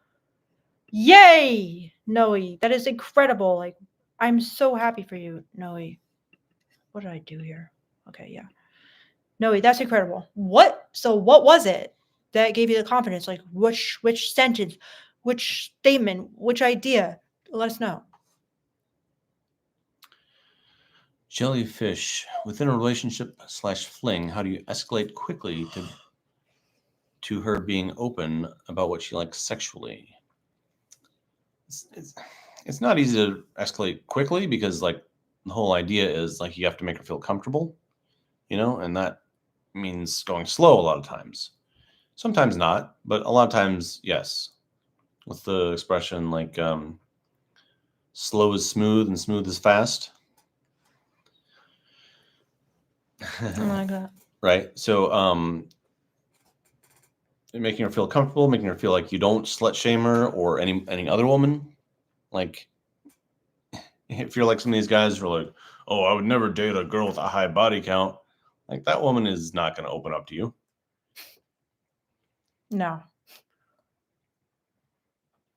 If I broke up with you, like I would never date anyone who said anything about like body count. If I heard anything about that, I'd be like, fuck no. Yeah. Never in a million years, bro. 4700 made. I just saw your video today about masculine power, and I needed that so much. Oh. Because I didn't know what women want because they don't speak on male attractiveness. Oh, thanks, 4700 made. Thank you. See, she gets down sometimes because of the negative commenters, but look, this is the kind of person that you kind of made that video for, didn't you? Yeah, for sure. If you look at the comments on that video, it's wild out there. But thank you, 4700. That means a lot. I actually got a lot of views on that video this month, and with that comes a lot of hate. Someone named Dusk says, good idea. Wonder what the good idea was. You have very good things to say too in an on-point manner like Victoria. Midwest accent. Victoria, Midwest accent. That's funny because she's actually the one from the Midwest, not me. I never was from the Midwest. But yeah, people think I have a weird accent. I get that a lot in the comments. Where is your accent from? Why is your voice so weird? Why do you talk so quietly? What's wrong with your voice? Why do you talk like a person with special needs or all this kind of stuff? How it's possible to get out of the friend zone. How is it possible to get out of the friend zone, dude? He says she was giving her signals and he didn't make the move because he's not sexually confident. How do you get out of the friend zone if you're not confident enough to make a move? You don't have to be confident to make a move.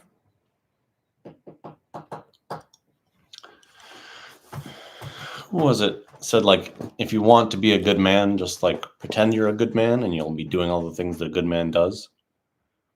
Very wise.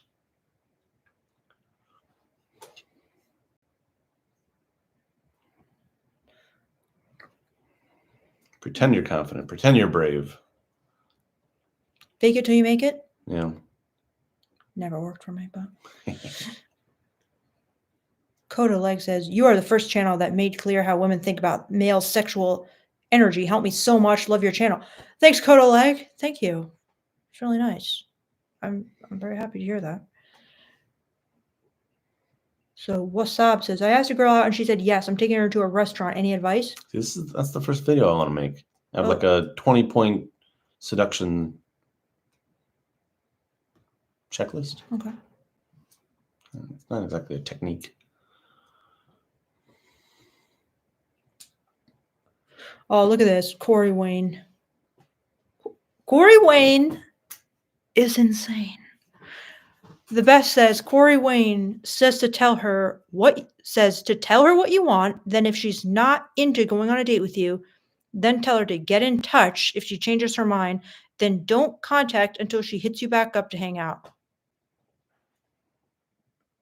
What do you think of that, dude? To get out of the friend zone. I don't like it. I don't like it either. Why don't you like it? Like, why would she contact you? Exactly. She's just gonna be pissed. She's gonna be like, I can't believe this asshole like pretended to be my friend all this time. Yeah. For And sure. then he just like cut me off. If I were in the friend zone somehow, I would carefully craft a situation where it's just like romantic and you guys are both like drunk or something like that. And, give both of you an excuse to make a mistake. Mm-hmm. Just Brilliant. This guy's way better than Corey Wayne, yeah. like, take the pressure off of it. Yeah. Make it so that, you both have like plausible deniability afterwards, right? Yep. Especially her, she's like,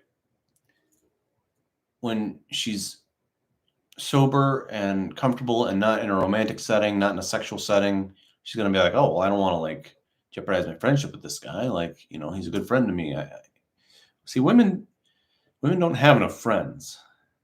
I used to always say when I was in my 20s or whatever, a woman wants to be friends. Like, I have enough friends. I don't need a friend. What I want is, a girlfriend or whatever. But women aren't like that. They love having guys friends. They don't have enough. So you got to understand that, like, she sees the friendship as valuable, even if you don't, even if you're just there because like you want to have sex with her, but you don't know how. So, so you have to understand that there's jeopardy there for her. She doesn't want to lose you as a friend. She doesn't want to, like, women are crazy. They think that like, oh, he'll be disappointed with me. Like if I'm not good enough in bed. No. Women are, wait, what? Women think like, oh, if I have sex with him, he might be disappointed with me because I'm not good enough in bed or whatever. I don't think they're thinking that. Yeah, they do. Someone told you that, or yeah, women think that all the time. They think, oh, I'm not going to live up to like his fantasy. Maybe not with like a friend zone guy, but yeah, women are like nervous that like they don't know enough techniques or whatever in bed. Okay, yeah, they might. Well, all right. I would add something to that, but yeah, okay. So I wouldn't even, if I was somehow stuck in the friend zone, which I never get stuck in the friend zone I never got stuck in the friend zone because I was always like forward with the women that I liked, at least, like past like high school. I would be a little bit sneaky, right? I would set up something where like you two go out, for whatever reason, don't tell her why, you like, get her a little bit drunk, get yourself a little bit drunk, find a, quiet couch in a wine bar or something.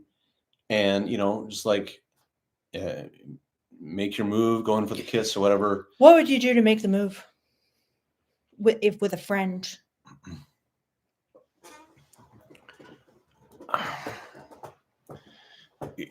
I think actually, honestly, with a friend, like you have a much better chance of like getting her like at your place or her place. Mhm. Now that I'm thinking about it, Mhm. right? Yeah.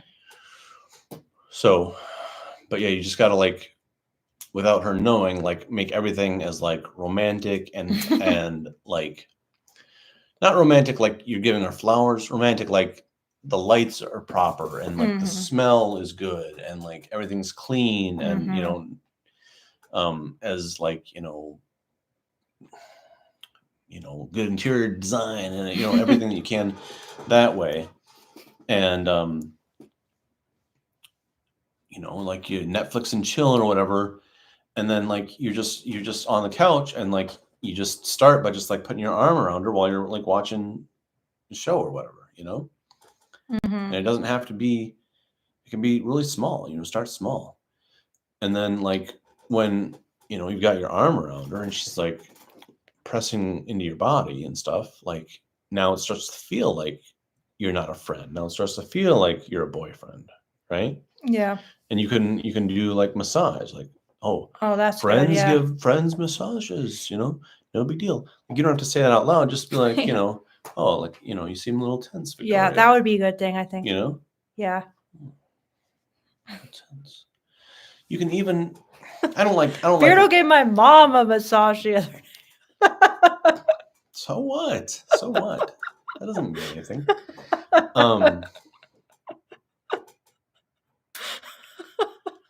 I don't want to lie, right?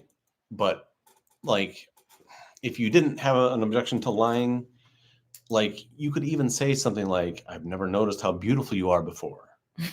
Okay, like make it like this rom-com shit where it's like, "Oh, we've been friends all this time. I didn't realize I wanted to bone you this whole time." Right? Even though the truth is, like, that's what you wanted from the day one. Mm-hmm. But so I wouldn't personally lie, but like you can just kind of almost like make it seem that way, like the time was never right, like Mm-hmm. Because women love I this. never even thought of you this way before, Women love that narrative. That's like a perfect narrative that they like to use as an excuse. Friends Like to lovers. he is the right guy was in front of me the whole time, and I never realized that the perfect person was hiding in plain sight in front of my eyes. And yeah, it's a perfect narrative. But yeah, David, another thing you can do is just kind of like, because friends kind of like cuddle on the couch. Like you don't have to be like putting the arm around it. You could just kind of like put your legs nearer to her legs. It's kind of like a step one escalation thing. And even like this guy said, give her a foot massage. Yeah. Or the massage, I think, is really good. And then how do you like go in for the kiss? Would you give her a compliment to her? I would. Yeah. Yeah. And how do you like say that you're gonna kiss her then? Like if you're like laying on the couch, you can almost be like where her face is almost like super close to yours already. Okay. And like you have like that tension. Yeah. And you can like let that tension like build. Yeah. Right? Like the longer you leave it at tension, as long as you make a move sometime, like you can let that tension build. And then she's almost like, at first she's like, is he trying to do something? He's not trying to kiss me. Mm-hmm. And then after a while, she's like, why isn't he trying to kiss me? Do I want him to kiss me? Mm-hmm. Yeah. Good advice, Dad. Great advice, Dad. Yeah. So, eventually you just kind of like, look at it, right? You don't have to kiss me on the line. I'm not gonna. Okay. But like, you don't have to like, don't like dive in, right? Like you're scared, like, like you're trying to stab in the knife before like she can pull up her shield or whatever, right? No, like it's slow, really slow, just like. And just you like think you should do the hair look in her thing? eyes, and just be like, almost like it's a magnet, like I'm looking in your eyes and I don't want to kiss you, and yet somehow it's pulling me in. Yeah. And I think you should do the hair thing too, because girls love that. Put the hair beyond the. You have to just take any hair that's kind of like in her face, like this. You just kind of go like this, and you put it behind her ear. Girls love that. I mean, watch how it happens in like these cheesy like rom-com chick flicks.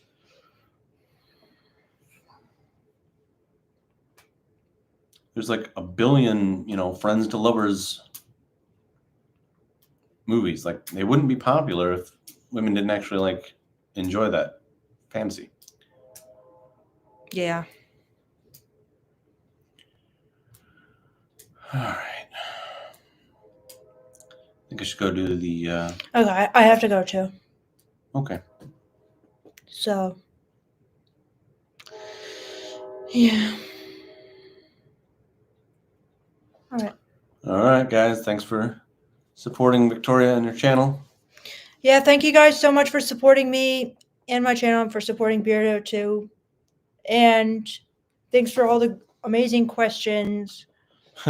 All the very generous super chats. Be what it is says get in the bed and tell her to stop fidgeting and go to sleep. I mean, honestly, like you could literally like, go away together and wind up in a hotel room with one bed. Only one bed at the inn. Classic female gaze romance novel trope. That's a good one. That's kind of a hot thing women fantasize about sometimes. Yeah. Coda likes this. Thank you guys for doing this. All right. I heard girls love forehead kiss. Oh, don't do it. Do not do the forehead kiss. Not at that time, no. Forehead kiss is for like DDLG relationships. Nani, wait, I super chatted again. Wait. Nani super chatted. Did we miss it? Yeah, we missed it. Nani. He super Corey chatted. Wayne, less than Beardo. 100% Nani. Now, have you read the 3% Man?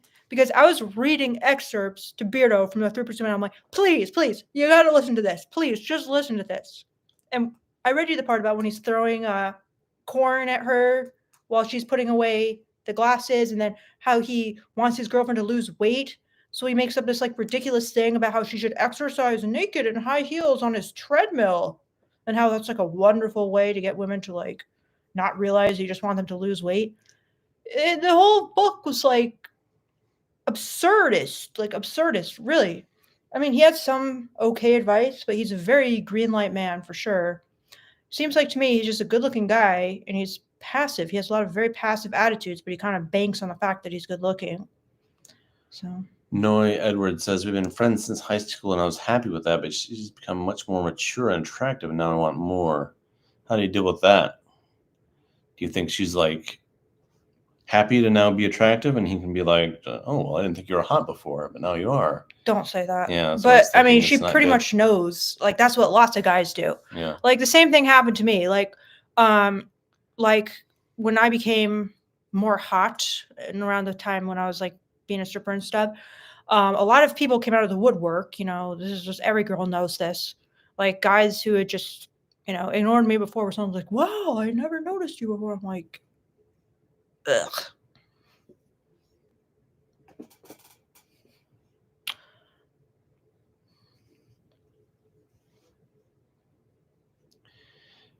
Consensually getting drunk is not the same as pulling a Bill Cosby, my friends. Thank you for saying that, David.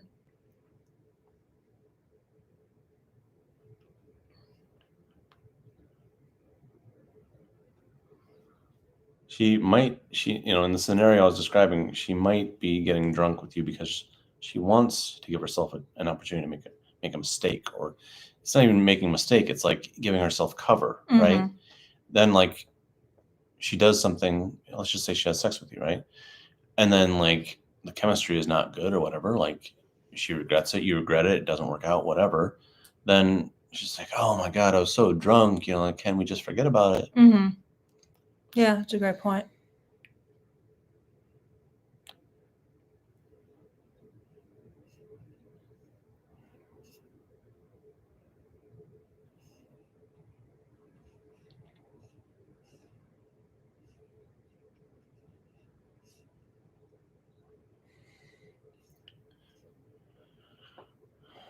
Cuddled while watching a film, but the sexual tension was not there from both of us. Okay, maybe you guys aren't compatible. I don't know. Yeah.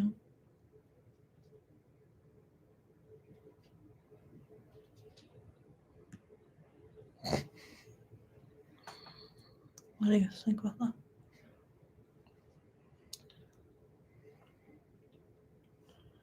When am I making the video? Probably not in time. What's up? Probably not until after Christmas and New Year's. Oops, I just pinned it. Did you mean to pin that? Nope, I did not mean to pin it. Okay.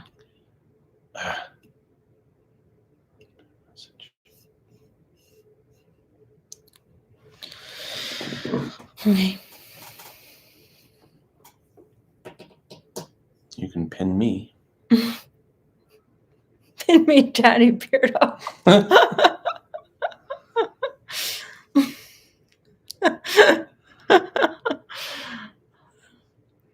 All right, guys, let's take one more question. One more real good question. Make it so you get on the naughty list, not the nice list. Because Make it a super chat. Make it a super chat and make it real naughty.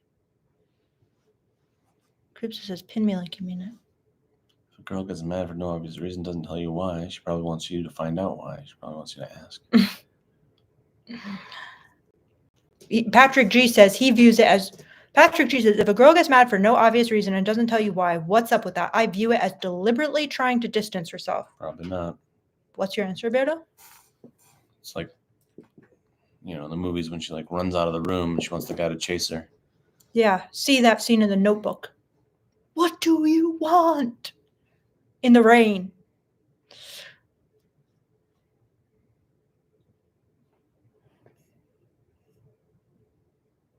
I have a girl that wants to meet me for drinks. When I pushed her, she just wants to be friends. She just got a relationship, so I'm not sure if she's attracted.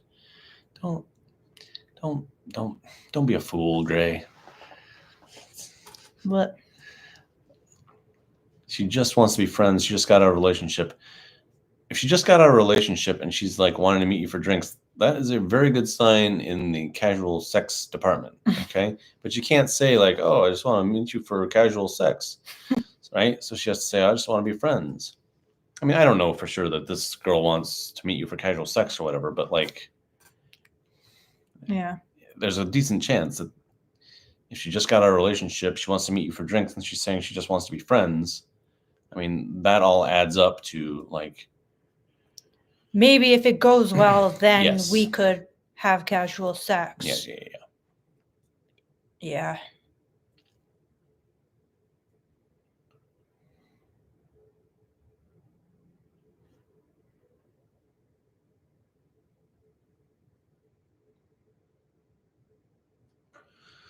Okay, Koopsta, what to do when you run out of things to talk with to a girl? You can't run out of things to talk with to a girl. Women will talk forever. Probably your problem is that you think that you have to be like the one doing all the talking and being the entertainer. Like you're on Johnny Carson. These guys don't know what Johnny Carson is. Like you're on, I don't know, who is it now? Conan is also a pretty old reference. Why are you asking? Like you're on a talk show and you're the one being interviewed. You're not. You're Johnny Carson. You should be interviewing her. You should be asking her, about her thoughts, her feelings, her wishes, her desires, her dreams.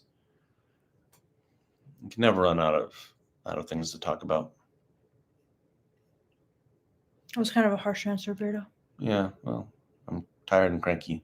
Okay. Well, I guess with that, let's end it. All right. Bye, guys. Jimmy Fallon. Jay Leno, see, that's pretty old too. All right. Bye, guys. Letterman, that's kind of old too. Thank you, guys. Bye, everybody. Bye.